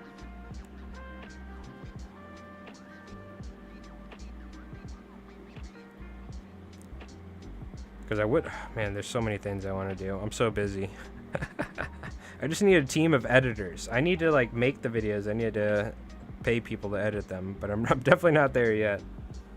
Honestly, I enjoy editing my videos, whether it be fly tying or the micro rolls dice stuff, because I have my own style on how I do stuff, and I do enjoy editing, which is good because I spend a lot of my time nowadays editing videos. I'm either sitting at the desk tying flies, or I'm editing videos. So I do enjoy it, and I'm trying to get better at it as well.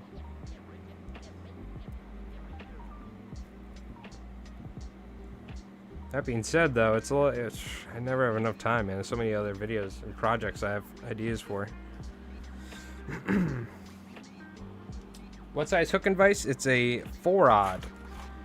The Mustad 34007, the classic 007 Mustad hooks, but stainless steel version too, which is nice. And I forgot how much these were. This is freaking cheap for 100 hooks. It's cheap. Perfectly suitable for fly fishing as well. It is a little big, it's a little heavy, but like you could tie a nice bucktail deceiver or something on this. You know what I mean? And it's actually really not that heavy of a hook if we're comparing it to saltwater fly hooks, but respectable enough.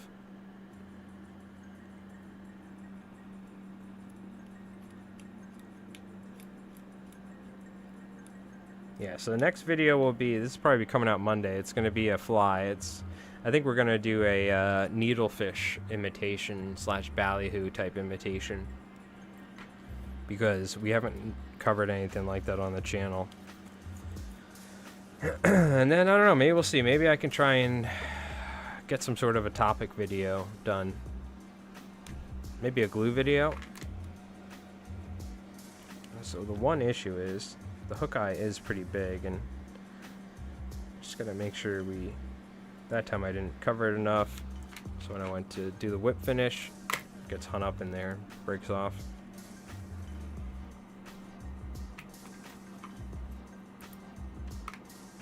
Do a collab with South Fork Salt. Finally get him making fishing videos again. He does, he works for the guy that I tie all the roosterfish flies for. Steve, what do you call it? First off, South Fork Salt's an awesome dude, Timmy. I'm buddies with him. We fished a couple times, but he lives pretty far away from me, further east. But he's pretty busy with work as well, because he works for this other guy, and they do like property management stuff. So he's like he's constantly like taking care of like these mansions and stuff, running around doing stuff. But that being said, I wouldn't mind fishing with him again, and maybe doing something for YouTube in general.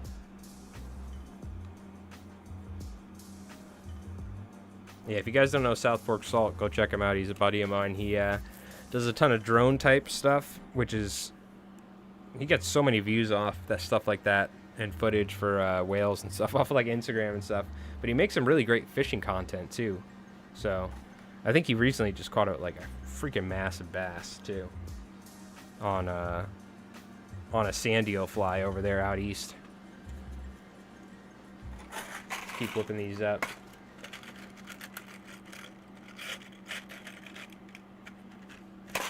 I'll tell him though, get off his ass, start making some fishing videos. Nah, he's busy, dude. I think he got married too or something, if I'm not wrong, but he's just working all the time. It ain't cheap living out here, I'll tell you that much.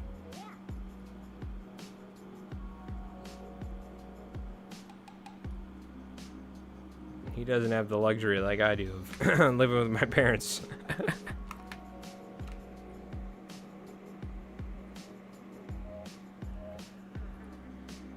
You can get yourself a teeny little cottage you can rent as like a couple, and things probably gonna be like freaking $3,000 a month or something, or like $2,000, $2,200.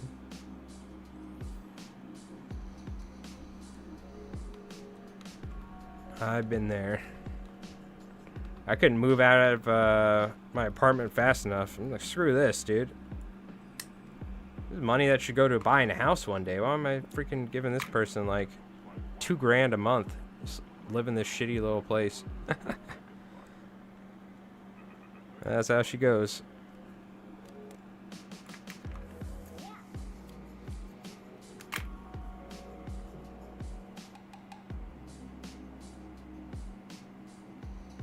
Try another tan one here and then we'll switch it up. Mixing in some different colors for him, but I think he wants mostly olive and all that, so. But while we're streaming here, we'll get some different colors on the screen. So yeah, we got beach fishing videos, glue, or different adhesives. These are all good stuff. The Albie one's important too, I think. Oh man, that's gonna be a big one. I gotta time them too. I'm like thinking what time of the year all this stuff's gonna start popping off. I gotta really start going for it. But we also have Invasion America for Mike Rolls Dice coming out. I'm almost more excited about that than the fall time fishing, especially with my striper fishing. It's been like the past couple of years. It's a new release for a big expansion coming out for the game that we make videos on and on Mike Rolls Dice. So. We actually got our first sponsored video on YouTube in general was the tabletop strategist in Florida. Sponsored us to make a video, a battle report for like a pre-Invasion America thing. So if you are looking for any board games, any miniature related stuff, go to the tabletop strategist or tabletopstrategist.com and go check them out. Use Mike Rolls for your code. You're getting conflict of bolt action. But this little games, or this decent sized game store in Orlando sponsored us, so shout out to them. I haven't really like talked to them. I mean, the video did great view wise and everything, and analytics, everything, but I'm curious how many people actually like bought some miniatures using my code. So hopefully it helped them, because they were nice enough to sponsor the channel. And technically, I think I'm supposed to get a little bit of a kickback, so maybe we'll be able to put that towards the next miniature purchase if people did, but I'm just happy that they liked my content enough. Now, if we can start getting freaking Hairline to start sending me, you know, or start paying me to make videos covering Slinky Fiber, that's where we're talking. What's up with that? Come on, Hairline, hit me up. You got a new head cement? You know, send them on down.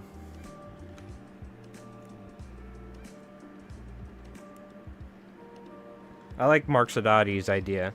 Mike, your videos are, you know, so good, and I feel like you've worked hard enough. You should never have to buy fly rods ever again. You should just get them for free. And I was like, you know what? Yeah, you're right, Mark.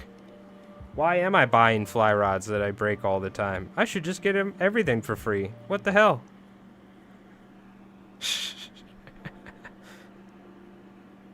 Unfortunately, I don't know if there's, you know, hasn't happened yet, but, and they even tie flies for companies. I like, right, I bet you what I could do is I could get a, and I may do it with Rise, we'll see, because I do a lot of fly tying for the guy for Rise, but I could get like sponsored by them, and I could get like a certain percentage off of fly rods, you know what I mean? but I don't know. Mark Sadati thinks I should be getting them for free, so maybe I shouldn't take any, I shouldn't, like, no half-ass in it. If I'm getting sponsored, I want, like, TFO, give me a free Lefty Cray fly rod, you know, the cheap ones. Give me 10 of them. And I'll, you know, make a ton of fishing videos. I'll make some videos covering the fly rods. The reason why I've used them for the past 15, 20 years. But your boy needs some fly rods, okay? I'm over here fishing with a switch rod with missing one guide. Cabela's switch rod. Haven't hit the level of cool for free. Yeah, the funny thing is, though, my Mike Rolls Dice channel has, like, way less subscribers, way less clout in the miniature gaming world. But my videos are pretty good that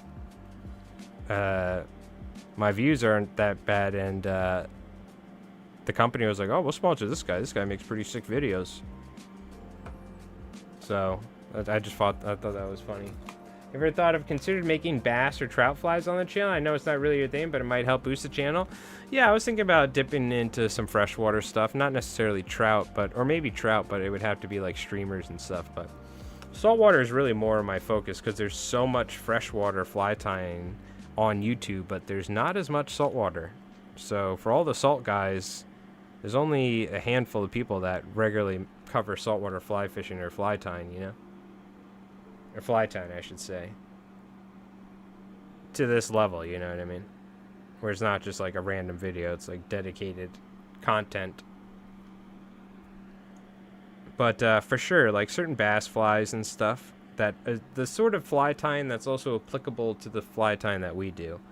Because I'm going to be honest with you, I don't know if, you know, like somebody that only ties dry flies is not really going to like my channel necessarily. I mean, they like fly tying, so they might, but if that's their whole thing, might not be the right channel for them, you know? Anyways, I don't like tying dry flies, so I ain't tying that crap on. My dry flies probably look like shit compared to my salt flies.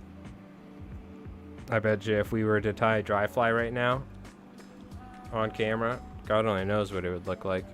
I mean, it probably wouldn't be half bad, but it wouldn't be no, let's make a video on it sort of thing, you know? But certainly, like, some streamers, you know, for freshwater. Because a lot of that fishing is also applicable to, or tying, I should say, is also applicable to saltwater. Because that's where a lot of those modern-day freshwater streamer flies and all this stuff came from. They came from tires like Bob Popovich's. Size 14, that was the smallest size I actually would tie. A 12, I think was a 12 or a 10 was what I used. I think a 10 was what I used the most. A size 10 little dry fly when I tied my own. But yeah, there's an art to it for sure. It's a whole different type of fly tying in my opinion, for sure. For sure. But that being said, I'm happy I don't need to, like, use a freaking magnifying glass while tying, you know what I mean? That shit's just too small sometimes. Like, look at the size of my vise. Like, think about the size of the hook. You were tying size 28s the other day, and then you tied a 3-aught right after? That's sick. You're a sick individual, Craig. I don't know how you do it. I struggle at times. I use the same thread so much that when I switch threads, I'll break threads a lot of time because a lot of times I will wrap the thread to like the maximum tension so I get the most secure wrapping and the fly's nice and secure. And what do you call it? If I switch threads, I'll just start breaking them. So if I went from like this heavy thread to a dry fly thread, oh my god, I'd probably be breaking it left and right till I got it. I can do 24 at best. 22 is my usual limit. Ugh, just makes me sick thinking about it. 24s. I forgot what's the smallest I've ever tied on. It might have been like a 20 I tied on years ago for fun as a kid, but yeah, I really don't have any desire. I would love to do some dry fly fishing. But I just tied them all in one color, by the way. No matter what was hatching, I didn't even know. I just tied a gray or an olive like dun type fly, essentially, basic dry fly, and I would use a cold de canard feather as my, and do like a parachute. I would do like a parachute, either like a basic dry fly, and it would always be, I used those biot, you know, those synthetic biot fibers to have lawn things off the back, the mayfly. I use that. I don't remember what dubbing. I think it was like an olive or a rust colored dubbing. I was using like a rust dubbing with either gray body or olive body, and used gray or olive. And dude, I was slamming native brook trout with that thing on the Carmen's River. That was like my secret weapon. I don't know why that fly worked so freaking well on the native brookies. There were these tiny little native brookies, because I didn't care at all about catching the stockfish. I wanted to catch the wild brook trout. I don't know what that little dry fly that I was using, it was like a size 10 or 12. I would go down to a 14 sometimes. I was slamming them, dude. It would take me like sometimes like 20 times casting the fly to the same spot, like trying to get it perfect. But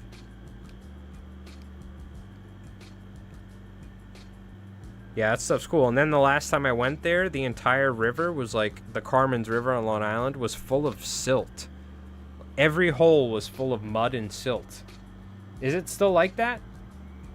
The dam, that I forgot what stupid township that was above the Carmen's River opened a dam for their lake because they wanted to like clean their lake out or something, and all of that silt filled all of the holes in the Carmen's River that I was fishing at the time.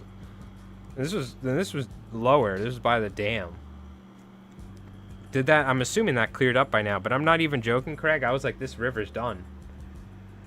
It's mostly clear, but random eddies with tons of silt. I'm telling you, dude. I saw that and I was like, they've completely destroyed this river, like permanently. It felt like. I couldn't find a single trout for my life when I went there. And I think somebody told me they like, I had to do, I saw some old guy who's like, yeah, they did. I'm like, what the hell is this? Whoever did that should go to freaking jail, dude. You want to talk about an ecological disaster? Did they ever, like, was there any reciprocation for that? Or any, like, did anyone ever, did they just do that and they were like, oops? It was so bad. It must have been, like, right after they did it, because every single hole I went to every bend was filled with silt. Every hole was filled with silt. It's terrible. Mostly clear, yeah, man. It was, like, heartbreaking when I went. It was, like, because that place looks like an English chalk stream. It's crazy how beautiful that river is.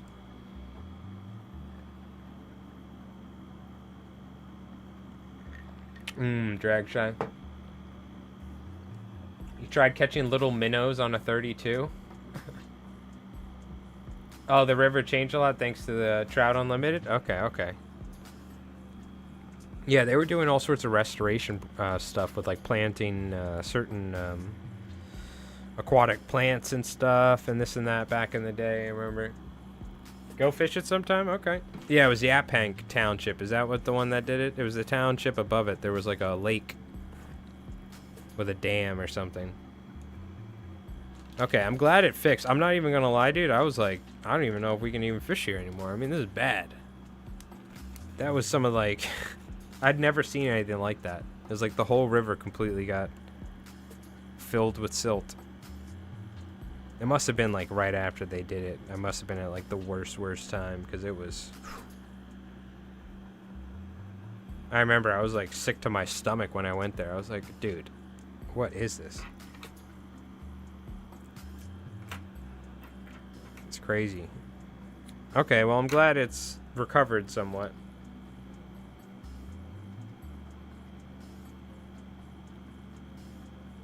Yeah, there should have been some freaking criminal investigation or prosecution on the township for what the hell they did, but what the hell do I know?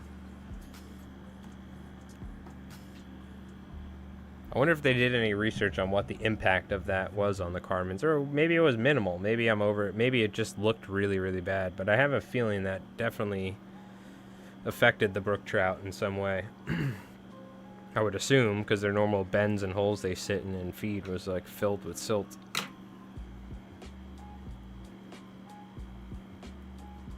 Like, I'll go catch some stock fish, but personally, I like fishing, like, it would be this time of year you go fish, or like in September before they close the river, when the brook trout are like full-blown spawning colors, and they're like the most beautiful fish you can catch on Long Island. Colors are crazy. That would be the times I would like to go. You know, in the summer I would do it. I remember one day I went and fished with waders in the summer, and you're supposed to go to like one spot, but I was just like walking up the river and fishing because there was nobody else, middle of the day during a weekday. Dude, it was so hot. I actually had to like stop, rest on a tree in the shade, and like recover because I didn't bring water. I got like heat stroke out there. But I used to fish that river a lot. I actually used to drive, because you get a key, you drive through the woods. Or you don't get a key, but you just drive through the woods.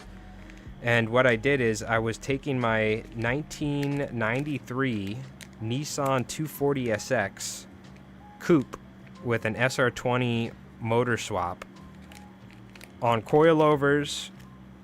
There was originally a freaking drag racing car for like illegal drag racing up the island. I bought it from some kid who the motor blew up. And then I kind of set it up for drifting, but I was driving through that, you know, the woods in the Carmen's River, Craig? I was driving a lowered Nissan 240. It's a Japanese sports car with like a turbo motor and a giant exhaust, like a huge exhaust on it. And I was driving that shit through the woods, parking it. I was freaking out too, because I remember like kids would hop the fence and go in there and do all sorts of stuff. I was like, dude, somebody's gonna find this car in the woods, break the window, and just hotwire it and steal it. I was freaking out, I remember, but that was a good time. I remember passing some cars, like probably people going fishing with like a Jeep or a truck, and they just see this little like Japanese sports car. And I'm waiting for them to go by. Because there were genuine, like, it's not like a very flat trail. It's like a freaking, there's like divots, there's potholes. It was like rally racing. Like, you need a Subaru WRX to drive through there. But I managed. I was like, fuck it, I'm going trout fishing, bro. And that was my car. So, I'm going. But yeah, I remember. There's like some old guy there, and I pull up in like a drift car in the woods. I'm like, hey, okay, I'll go to the next spot. He was looking at me like, what the fuck?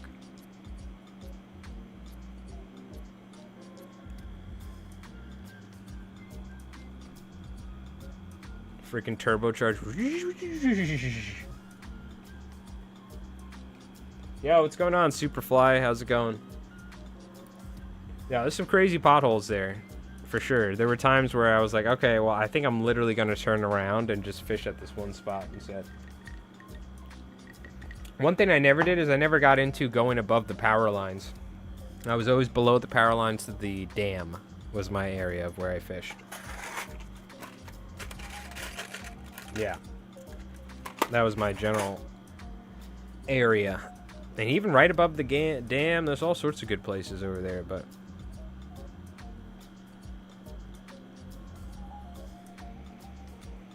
I got some glue on the... I'm going to have to clean the Regal. I have to clean it anyway. I got to figure out, man. I got to text Don. I got to ask him what the hell kind of gun cleaning stuff he puts on there. Fly's looking great. Thank you, Superfly. Yeah, just a bunch of big Sandeel stuff. I will say my back is giving me a freaking issue here.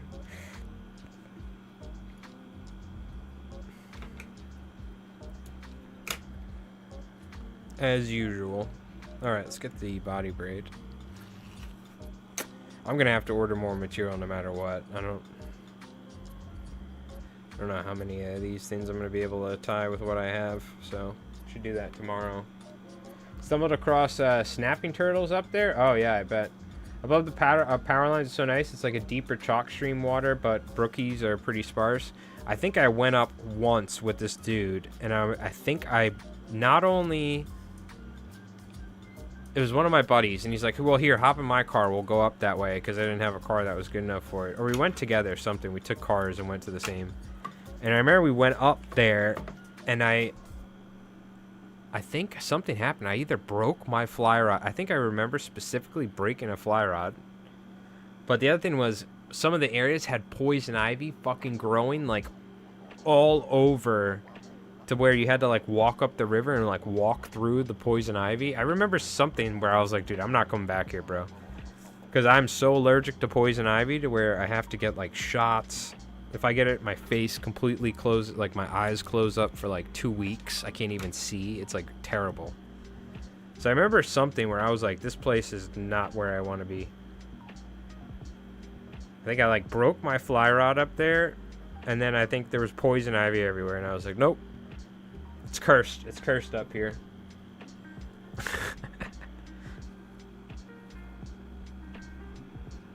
Oh, the other thing about the Carmen's River on Long Island, there's like 3 rivers. There's the Carmen's River, Connecticut River, and the Nisqually. Those are the rivers that have trout. I think the Nisqually, I think originally all of them had wild trout. The Connecticut was stocked, and at some point they had a disease, so they killed everything in it. The Nisqually, I believe, does have wild brook trout, if I'm not wrong. But the Carmen's River is the other place. So I think there's only 2 places that actually have wild trout on Long Island. It's the Nisqually and the Carmen's. I'm almost certain they're still native. I've never been to the Nisqually. I have fished the Carmen's. But, what was I going to say? Damn it, I forgot. I was talking about stocking trout. Oh! One of the things is in the Carmen's, one of the only, I think they're like endangered or they're a protected species, but I'm almost certain they're like either endangered or they're critically, something, whatever. But it's the red fin pickerel is in the Carmen's River, and I've seen it before. They don't get big, but I've seen them like this big. These little red fin pickerel, they're like literally, I mean, they probably get like this. I don't think they get, I think they're a smaller pickerel species. But I've seen them before. They're like this big, and you could see the red fins and everything. And I saw a little one like hunting minnows. So I've actually seen one in person, but it's a very I think it's like a pretty rare too, like fish here in the Northeast. I'm pretty certain this is like one of the only places you can still find them is the Carmen's River. You see them a bunch, yeah. Maybe I'm wrong. Maybe they're not protected at all, but I remember them. I think they are. I think it's like a. They're kind of a, there's not many places they are. Yeah, they're always, you've seen a bunch of that. That's good to see. They're really small, too. I wonder what the largest size they get, but I don't think you can even, like, target them with a rod. At least I haven't seen that. Yeah, the poison ivy's bad. Connecticut has wild brookies way upstream, do they? What, did they not end up, like, killing all of the trout? I thought they poisoned it, didn't they? Or do they still have trout there?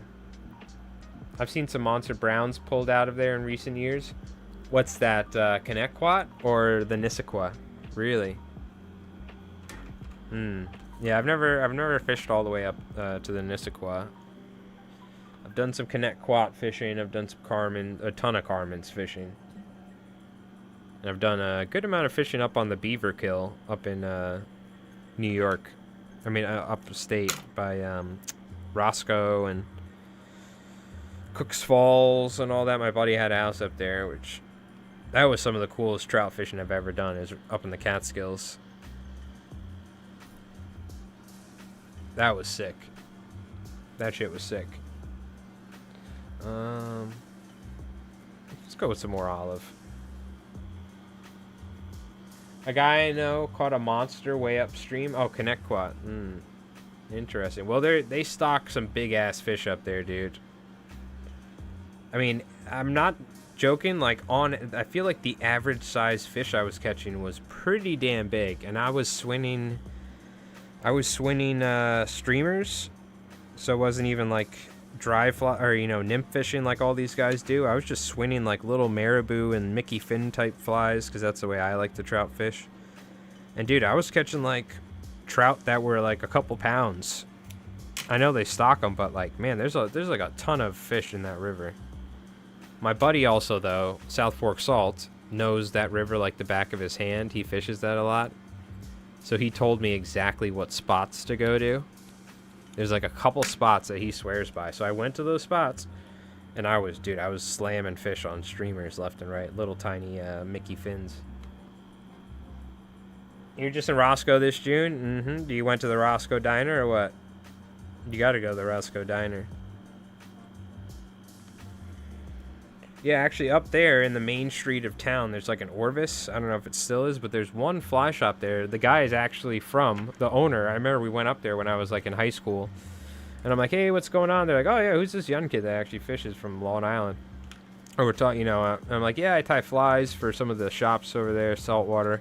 They're like, oh, where are you from? I'm like, oh, Long Island. They're like, oh, no way, where are you from? And I told him, he's like, I'm from the next town over or whatever. But it was funny. They moved up there and like started a fly shop. I thought that was funny. So I ended up getting a trout rod from him because I ended up losing half of my trout rod when we were hiking up in the mountains. You ever try running a mouse for trout? You know, I would like to. I bet you if you go to maybe Connect Quat or somewhere and at nighttime, I bet you can catch one on a mouse. The thing is, a lot of these rivers are all, you can't fish at night. The park is open and closed at a certain time, and you can't fish at night, for instance. So maybe if you go fish like the outflows and stuff, potentially, because there's definitely mice. There's definitely even rats. There's all sorts of shit on Long Island, but there's definitely field mice and all sorts of mice and stuff. So, but the problem is you can't really fish at night. These are all like state parks or county parks. I was just there at Connecticut when the fish broke upstream of the hatchery. Tons of 20+ inch rainbows just chilling. Yeah, dude, that's what I'm saying. Like, I mean, even a trout this big is like a pretty decent size freaking rainbow. You know what I mean? Let alone something that's breaking like, you know, 12, 14, 16. That's, you know, these are nice sized trout. They definitely stock some big trout up in the Connecticut, to say the least. Some big ones. All right. Whipping up another couple flies here. I'm starting to get a little hungry here. Just my back has been freaking bothering me all day. All right, so I got some video topics to work on for you folks. We got beach videos, albie fishing, adhesives, stripping, or you know, different stripping techniques, and then of course flies. The next video will be flies, but I'll this weekend I'll swear, this is what I'm going to do this weekend. I'll start actually in the editing software working on a topic video. So we'll see what. Yeah, I would like to try fishing a mouse fly, though. I mean, I've fished mouse flies tons of times for largemouth. Done really good over the years. Pickerel, largemouth, all that. But I would like to go find a place where you can catch trout and try and fish at night using a mouse fly. It does sound fun. Like, you know, Pennsylvania and all these places, these rivers. We'd probably have to do it somewhere like downstream outside of the parks, honestly. And I don't even know if that's really, I don't know. You need the right trout fishing streams and places to do that. But I bet you there are trout that have eaten mice here on Long Island in one of those 3 rivers. Almost guaranteed. I don't know where you would do it, how you would do it, but I'm sure you can.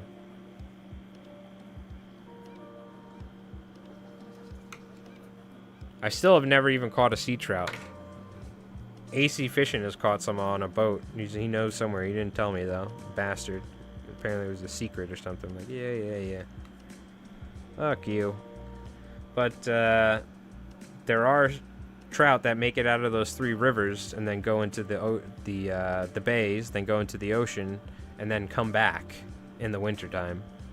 So I would like to try and catch a sea trout one time, but it's kind of far for me to get there. But apparently there was some closer. Who the hell knows? Who knows? I can't even catch a striped bass nowadays. I'm talking about catching sea trout on Long Island. Psh. If you go on an overcast day, they will take them? Interesting. Well, you also need a place where there's actually, like, mice, right? But I guess if you just need a big enough trout to eat a fly that size, so Yeah, a lot of the fish are stocked here, and they're like dumb as nails. But it's the wild trout, like the brookies that I like going for, and they don't really get big enough, I think, to even eat a mouse. But a lot of them. You need like big brown trout and shit for that. Or like big ass rainbows and stuff. We do get those, but a lot of them are stocked, and they're just freaking. You can catch them on anything. You ever been to the, what is it, Brentwood Lake? Is that the name of it, Craig? What's the name? I think it's Brentwood Lake, if I'm not wrong. Or whatever, where they release the trout every year. I'm not even joking. Chat. These freaking trout are like this freaking big. They're like 24. I swear to God, there had to have been one that looked like 30 inches. I'm watching them chuck them out in nets. I don't know where they're raising these trout for this lake. I think it's Brentwood Lake, and they do it like once a year. But me and South Fork Salt went. He took me. He's like, yo, they're doing this thing where they're releasing these monster trout at this lake. You want to come? I'm like, yeah, sure. So he picked me up along the way. We went all the way out there. It was so far. It was like on the southern state. You could see the lake from the southern state when you're I think it's in Nassau or something. And we're watching the truck pull up and with a net throw these, like, I mean, they had to have been like some of these, there'd have to be over like 10 pounds or something, just massive brown trout and rainbows. I'm like, these things almost look like, lengthwise they look like steelhead and stuff like that. They're huge. And like these had to have been like raised like for a while, and specifically for this. I think they do it every year or something apparently.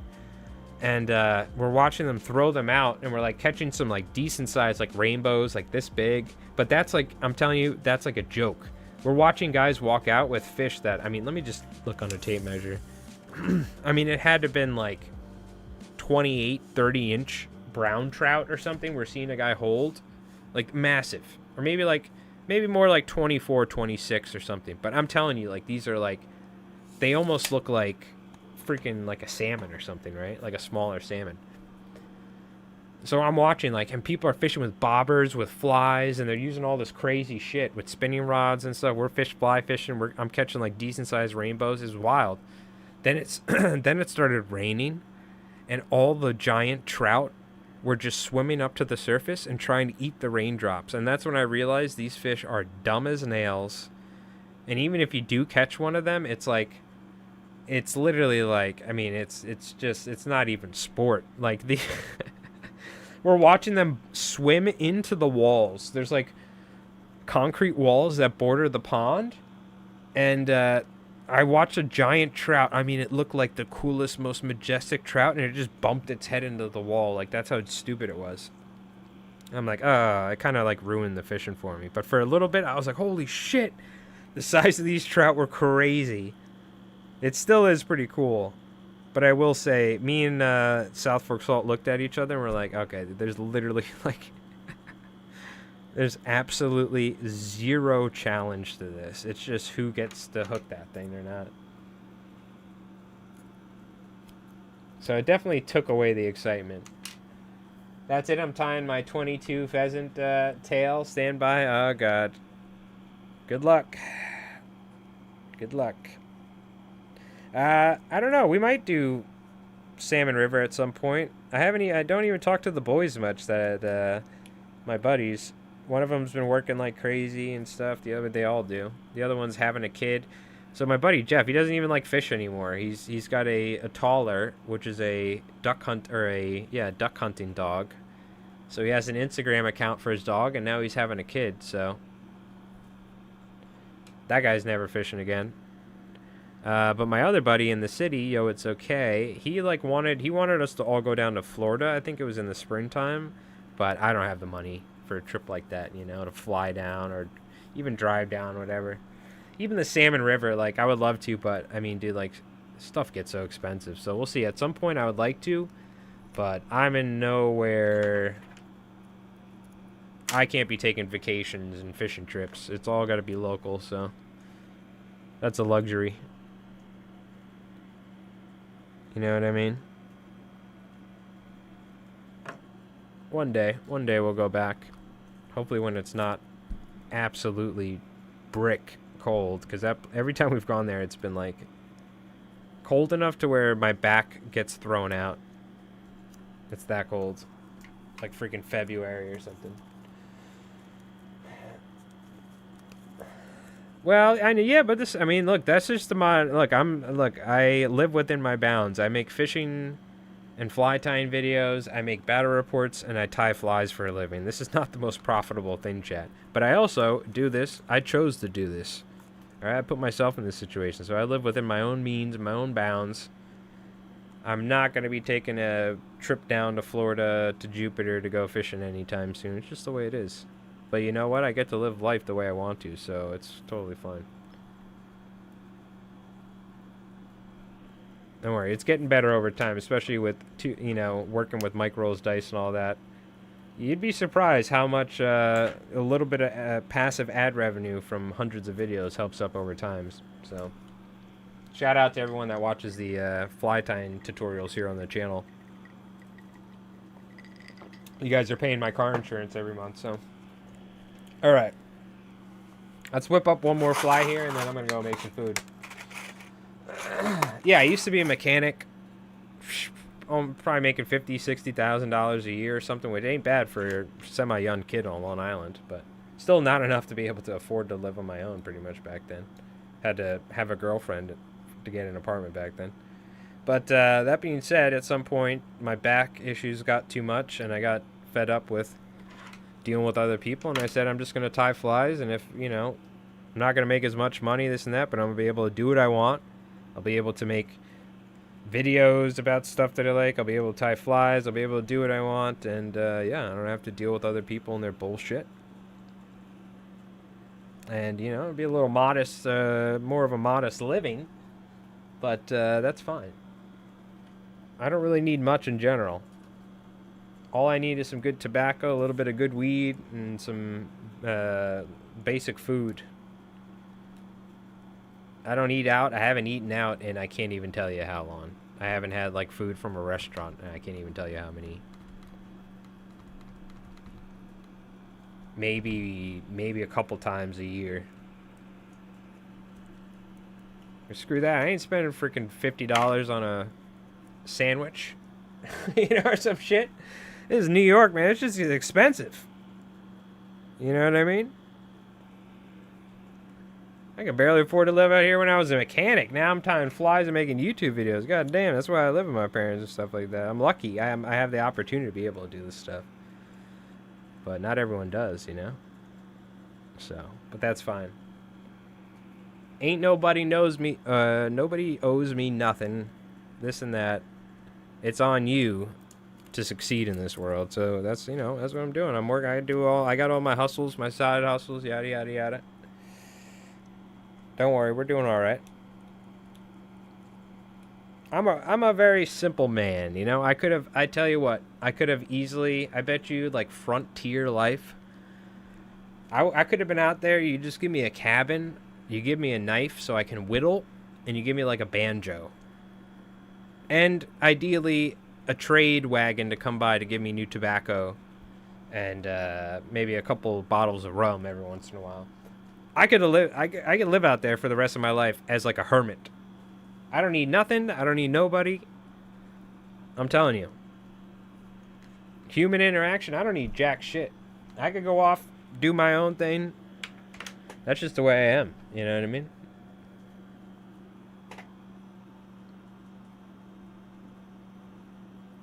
I'm a very simple man. I've learned what I like, what I don't like. And I don't need a lot in this world, which is good. Because honestly, that means, no matter what situation I'm in, I could be, at least somewhat happy or content. So. Oh, yeah, I mean, we're doomed, we're screwed. I'm sure it's going to be freaking AI drones blowing up around us. We can't afford anything to eat. It's all going to be like, they're like cutting up books to train AI nowadays. Did you hear? I hope it's not that bad, but apparently it is. But I've seen it all over. So apparently there's like people that are like, I'm going to burn down my local data center if they build it. There's going to be like a war of people against the tech companies soon. But they're like buying books, cutting the binding off the books, and they like apparently feed the computers or the AI like the raw books or something. I don't know what the fuck's going on anymore. For all I know, that shit's AI generated. But I'm seeing a lot of people talking about putting on like ski masks and like burning down data centers and shit all over the internet. So I don't know what the hell is going to happen soon. Don't worry, everybody will get replaced by AI. Food will all be synthetic. Everything will be too expensive. Monsanto will own every seed right. Farmers trying to grow their own seeds will get sued. Oh wait, that already happened like 20, 30 years ago. Or it happens all the time. I'm sure we'll be alright. That being said, you know what, chat? You gotta enjoy life while you can, because who knows what's gonna happen, you know? I could wake up dead tomorrow for all I know. So I try to just try to live my life one day at a time, and also just be grateful for what you got, because you never know what the hell could happen, so. Hopefully everything will be alright. I'm sure everything will be alright, but.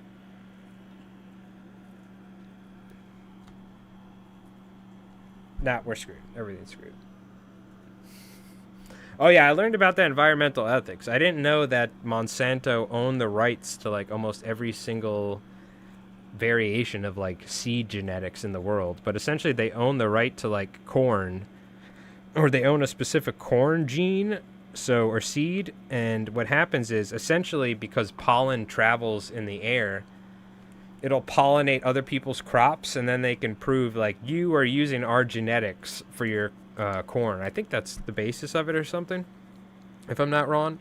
But yeah, look into Monsanto. They like make all the pesticides that have like given people cancer over the years, and they're like behind all this special lobbying and stuff, and they pretty much like own like all these the rights to certain seeds and stuff, and it's all these like genetically modified vegetables and stuff. Monsanto was bought out by Bayer. Oh, really? When was that? Mind you, I took college.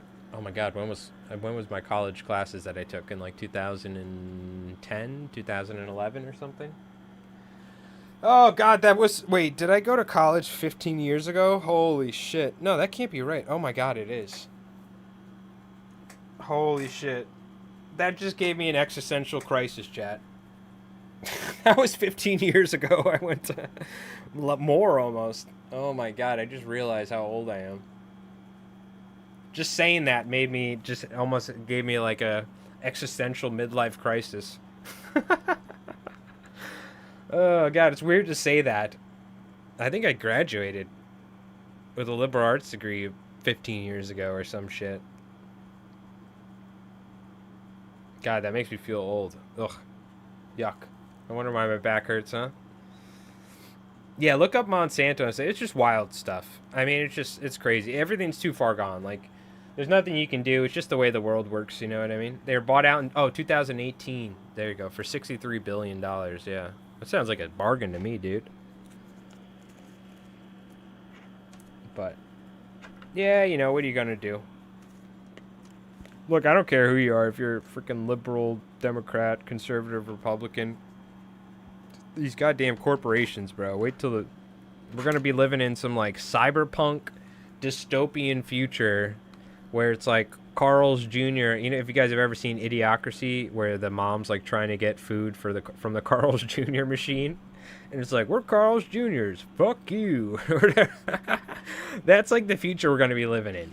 You know what I mean? So, it is what it is. Just get used to it. That's just like where we're headed. That's how humanity's going to be. We're all going to be like looking at smartphones and what you really should check out, Superfly, if you anyone in chat, if you've never seen this movie, you have to. Please tell me who here has not seen the movie Idiocracy by Mike Judd. Mike Judd, the creator of Beavis and Butthead, he made a movie because he actually contractually was obligated to Fox Network to make a movie. He didn't want to make a movie. He was like, fuck this. So he wrote a script for Idiocracy, and he was like, this is the dumbest movie ever. And he was like, they're never going to actually let me make it. But they did let him make it. but they actually specifically released it in as many little theaters across the country as they contractually were obligated to do. So they tried to make sure like nobody saw it because it was shit talking all the companies that sponsored the movie, like Carl's Jr. It was actually pretty funny. But chat, oh my god, you need to go watch it. It was made as a joke that like everyone in the future is going to be dumb and like Costco's going to own half the country and stuff. But I mean, it's looking a lot more like modern day, like more and more every day idiocracy. So it's honestly, I mean, I knew it was a gem back then. I had it on DVD because I think I saw it on Blockbuster. I immediately bought the pre-owned DVD of it. But I mean, even back then you were like, oh man, this is hilarious, right? But nowadays it's like people are like, oh no, this is what the future is going to be like. Mike Judd predicted the future. You have to watch it. In fact, I might go watch it later tonight because it's been a little bit. It's so freaking good. It's probably on YouTube. You could probably rent it on YouTube, or it might be on a streaming service you have or something. But if you have not watched the movie Idiocracy by Mike Judd, do yourself a favor and do that this weekend. Okay? And it's a comedy. It's straight up. It's hilarious too. But I think it ended up just being like a look into the future of our lives. The look into the future of humanity. Yep. Hopefully the robots are smarter than us. I don't know. They could be smarter, but then it's like, now here's my question. If you have robots that, right? And you're using them, you're like, okay, well, they need to be smarter. So let's use the robots to solve all the issues we have in the world. What if the robots are just like, yeah, dude, we got to get rid of some people? Like, that would really, like, look how many people there are in the world, and half these people aren't even productive by robot standards. And then the robots just start culling us. So they could use more of their power for their data centers and their mobile death machines. You ever think about that? That's the real fun reality. It's like Terminator shit, dude. I just love thinking about how the future, it all leads to actual Sarah Connor Terminator shit. Except it's not going to be the 80s or 90s. It'll, who knows how many years it'll be from now. Or they're going to have to EMP the shit out of the world, and we go back to like a Stone Age, or we go back to like where people have to read books. You're going to have to teach children how to read books. They're going to be like, what? Just tie flies and fly fish, F the rest of it? Yeah, there you go. But you do need to know what sort of flies to tie to deal with. So what you could do is you could be part of the mobile drone attacks. You could, when the robots, the flying drones come to attack the humans, you can have your fly rod, and you could tie a special fly to where you can like, whoosh, like catch them out of the sky, and then whip them to the ground before the RPG warhead explodes. So there'll be a place for the fly fishers in the war against the bots. You got like a switch rod.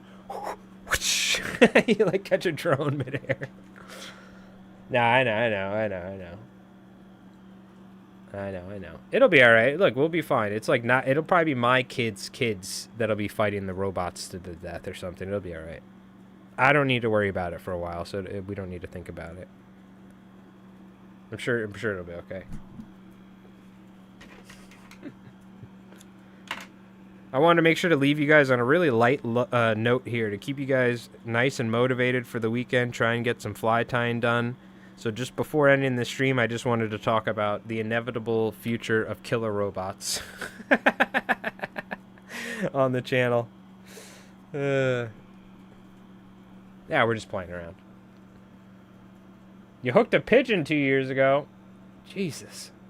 You need to know where to find it? I don't know. Just look up Idiocracy. Just, if you type it wrong, Google will help you. It's the AI, dude. They're trying to take us down, but one Google search at a time, bro.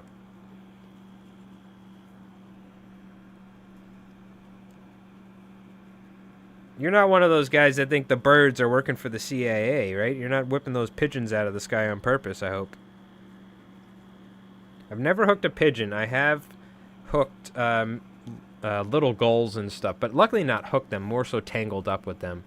You guys have seen, I'm sure if you've ever fished in a boat on an albie bite and those, I forgot the name of those little gulls. They're these little, they're smaller than seagulls, but they constantly dive down and harass your fly. Do you guys know what I'm talking about? What's the name of those freaking things? They're not gannets. They're like these little seagulls with black heads. They're like a different type of gull species that are very aggressive when it comes to trying to eat lures and flies. And when you're fishing for albies, you pull up to an albie blitz. There's like 30 of these things. And you cast your fly and they go swooping for the fly and they get like tangled up in the leader. It's such a pain in the ass. What the hell are the name of those things, chat? Somebody here has to know what I'm talking about. They're these little like black-headed gulls or something. And they're constantly like, and they're like, they look like a tern, but they're like larger than a tern. Somewhere in between them and a gull. Yeah, you got it on the front cast. I know, I'm just messing with you. I figured.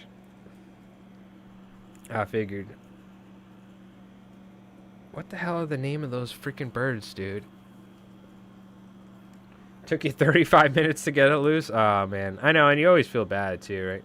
I'm lucky I haven't had too many issues, but if we ever do have an issue where we do end up, like, essentially snagging, you're not actually... A lot of times the hook doesn't actually hook the bird. It's more so, like, because the way their feathers are interwoven on their wings, like, your leader material will get in there and, like, kind of they get hung up on it.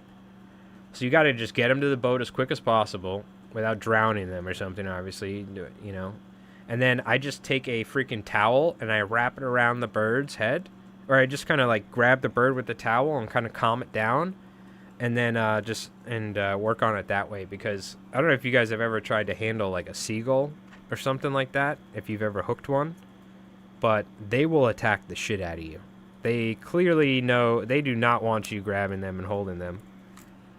But obviously you're trying to help the damn thing, so that's a little tip you have to do. Do not try and unhook like a gull or something without a towel, because it can get it can get wild.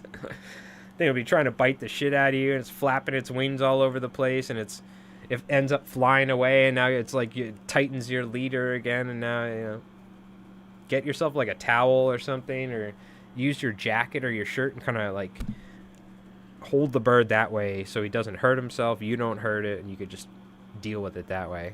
Because it's a pain in the ass, dude. They're freaking out because they don't know what the hell is going on, obviously. Meanwhile, there's albies blowing up everywhere. You're like, ah! Yeah, luckily, because I mean, the worst thing, and I had it happen to me as a kid, there was really nothing I could do other than cut the leader. I mean, I was like a little kid. I had no idea what to do. I'm reeling in, and it's bait, right? You know, it's a piece of bait on a hook with a lead, right? But I'm reeling it in, and it's not heavy enough. It's near the surface. A freaking seagull comes down and grabs the clam with the hook and, like, gets it in its mouth. Maybe even swallowed it. I don't know. But came and grabbed it while I was reeling in. I'm, like, 6, 7 years old. I was just, like, kind of learning how to fish. We were fishing for, like, porgies or something, whatever I was doing. And next thing you know, this seagull screaming, the drag, this and that. And I could have just cut it there, but I ended up getting it. It was like went to the beach, so I ended up getting as much of the line as I could. And I mean, I was a little kid. My dad didn't even know what to do because he's Turkish. He doesn't know he doesn't know this shit. So I ended up essentially, there was no way as a kid I could have like tried to deal with it. So I ended up just cutting the line like as close as I could, right next to the damn seagull's mouth. But I felt so bad. And after that, I was like, I'm like done with this bait fishing crap. But I'll never forget, I felt so guilty. But it was nothing I could do, dude. That seagull just grabbed the bait. I mean, it was wild. It happened so quick. But yeah, that really sucked because I was like a little kid. I felt so bad because I'm pretty certain it like kind of swallowed the hook somewhat. You know what I mean? But that was even before, I mean, circle hooks were a thing, but I never had seen a single person fish with a circle hook in like 1995. Okay? That wasn't really They weren't really out and about. You didn't really see people bait fishing with circle hooks back then, but nowadays we know. I think it's mandatory, in fact, you have to use the circle hook if you're fishing for striped bass nowadays. Inshore, if I'm not wrong. It's because you end up gut hooking a lot of fish. Yeah, you know, seagulls aren't that big of an issue with flies. They're not the worst, and if they do, they'll generally spit it out because it's not an actual piece of bait. They can tell, right? But it's that one type of gull, man, that during the fall time, they're in between gulls and like terns. Whatever the hell, they are so aggressive. They literally will grab your fly out of the water. Luckily, they spit it almost every time because they can tell it's not a fish. But I've had a couple grab it and fly off and get tangled and stuff. I gotta figure out what the hell are the name of those birds. But and ducks, huh? All right, well, there we go, chat. We got a nice old pile of Sandeel flies here. Made an absolute mess, as usual, on my table. Very nice.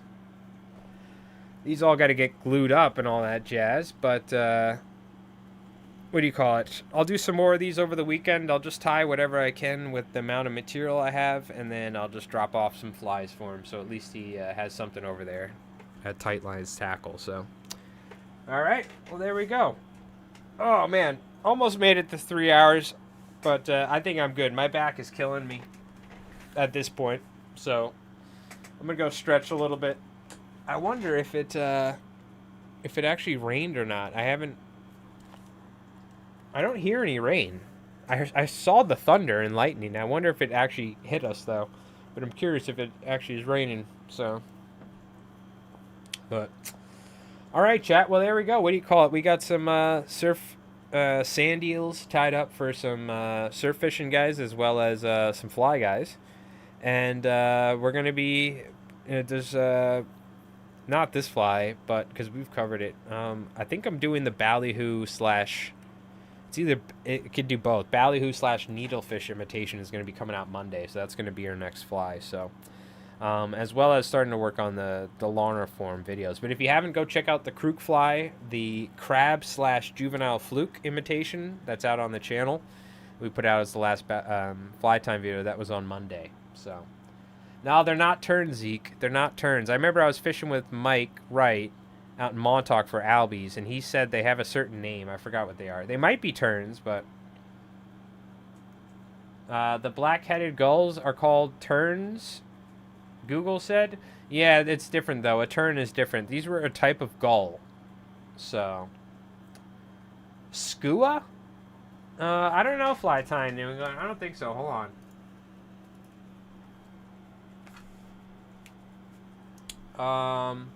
How can I do this? Long Island sea birds grabbing lures. Shearwaters. Shearwaters. That's what they're called. Shearwaters. They are the most fucking annoying birds you will ever deal with. They're so cool. One of the birds I've actually held the most. These fucking things are the most... This is what it looks like.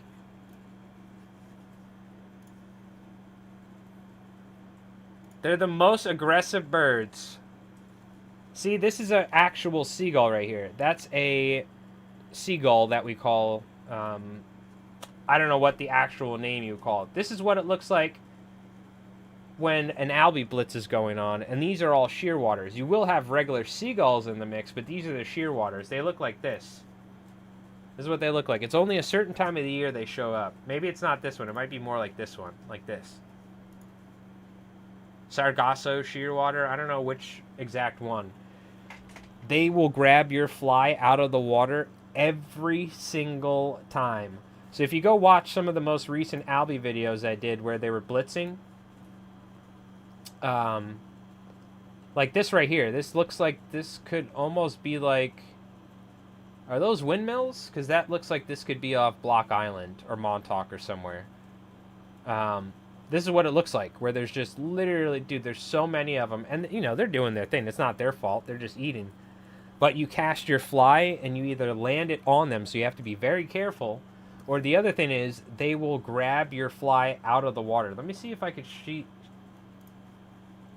Like, that's them eating sandeels. I want to see if they show a photo of them, like, grabbing something out of the water. Yeah, like this. Or whatever. But as they're coming down, they'll grab your fly and fly off in the air with it and crazy shit. Like, they're so annoying. And then, like, one will grab the fly, spit it, then another one will come and try and grab the fly afterwards. After seeing that it's not, like, a real bait. You know what I mean? But, they are very cool birds. I do like them. They're, like, a really cool bird, but they're a very, like, aggressive bird when it comes to, like, fishing lures and stuff as well, so. Shearwaters, that's what they're called, shearwaters. It's only a certain time of year you see them. I think they're migrating. It's probably some sort of thing where they go up to, like, freaking, you know, they go up to the Arctic during the summer or some shit, who knows, and then they go all the way back down to, like, Argentina or something, you know, who knows what they do. But I'm sure that's one of the reasons why they're so freaking aggressive, is that they're probably consuming so much bait for their crazy migration they do, you know? Okay, done with that 22 sheesh. That is punishment. Made the tail too long, but not bad. That's all right, yeah.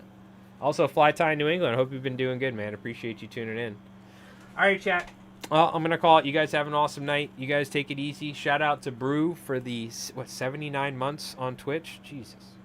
Sheesh. Round of applause. Round of applause for all of you. Appreciate all you handing out. If you guys haven't joined the... Oh, let's take a look at the Discord real quick. Hold on, my bad. We almost forgot. We got to take a look at the Discord. Some nice looking streamer stuff, which I still don't know how to pronounce this name. Fisherkin or something? We got Yumi with some ostrich hurl and bucktail. I forgot if we looked at this on stream last time. We might have. Hey, this is the same 007 hooks I'm using, it almost looks like. Yeah, we got Calvin with the bucktail deceivers. I think we saw these last time. Looking good as usual. So Superfly, man, these, I gotta say, these look sick. These look really good. Really nice. I saw the one on the general page too, but like really nice quality. It's like that sort of fly time where you're going for that super realistic look, you know. Fisher King with a nice little woolly bugger and a nice little articulated fly, a little streamer chucking meat. Very nice. And I saw Yumi posted these for Calvin, I believe. Nice looking peacock sword flies. I forgot what you said, runners or streakers. These are sweet flies. There are a couple of different patterns in Innovative Saltwater Flies book that are modeled after these. This is also how they used to tie juvenile sailfish flies. There's a couple of juvenile sailfish patterns that utilize the peacock sword, it's called. That's the appropriate name because this is peacock hurl. This is a peacock sword, they call it. So, very cool though. Looks great, Calvin. I love the fluorofiber. And we got Trogdor. Oh, here we go. Is that you with the? Is that you, Bobzilla? Little tweezers, bruh. Ah, looks good. Looks damn good. I tell you what, I like that right there, baby. Hell yeah, Regal. Let's go. Looking good, looking good. Did we miss anything? I think we saw Zeke with a nice bluefish. Very nice. All right, chat. What do you call it? If you haven't, go check out Mike Rolls Dice, my second channel as well. But it's all has to do with tabletop stuff and role-playing and miniatures. And you guys might not like it, but just in case. All right, chat. What do you call it? I hope you guys have an awesome weekend. And you take it easy and all that jazz.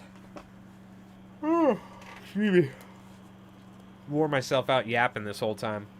We're going to have a new video coming out on Monday, which is going to be the needlefish ballyhoo fly. I'm going to work on probably doing another one, and then we'll try and do something that's a long-form topic video discussing more in-depth either fly tying topics or fly fishing.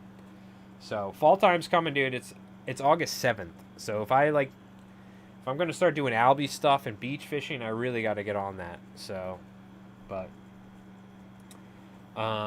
All right, chat. Well, thank you so much for hanging out. I appreciate it. You guys have an awesome night. You guys have an awesome weekend. If you're going fishing, good luck. Stay safe out there. Let me know how you do. Post some pics in the Discord for me.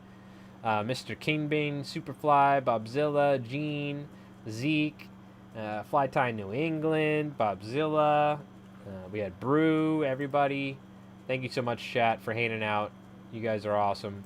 What do you call it? As always, we'll be in the Discord, and yeah, we're gonna have a video coming out probably on Monday. So appreciate it. But thank you so much, chat. You guys have an awesome night. You guys take it easy and stay safe out there this weekend. All right, we'll see you guys.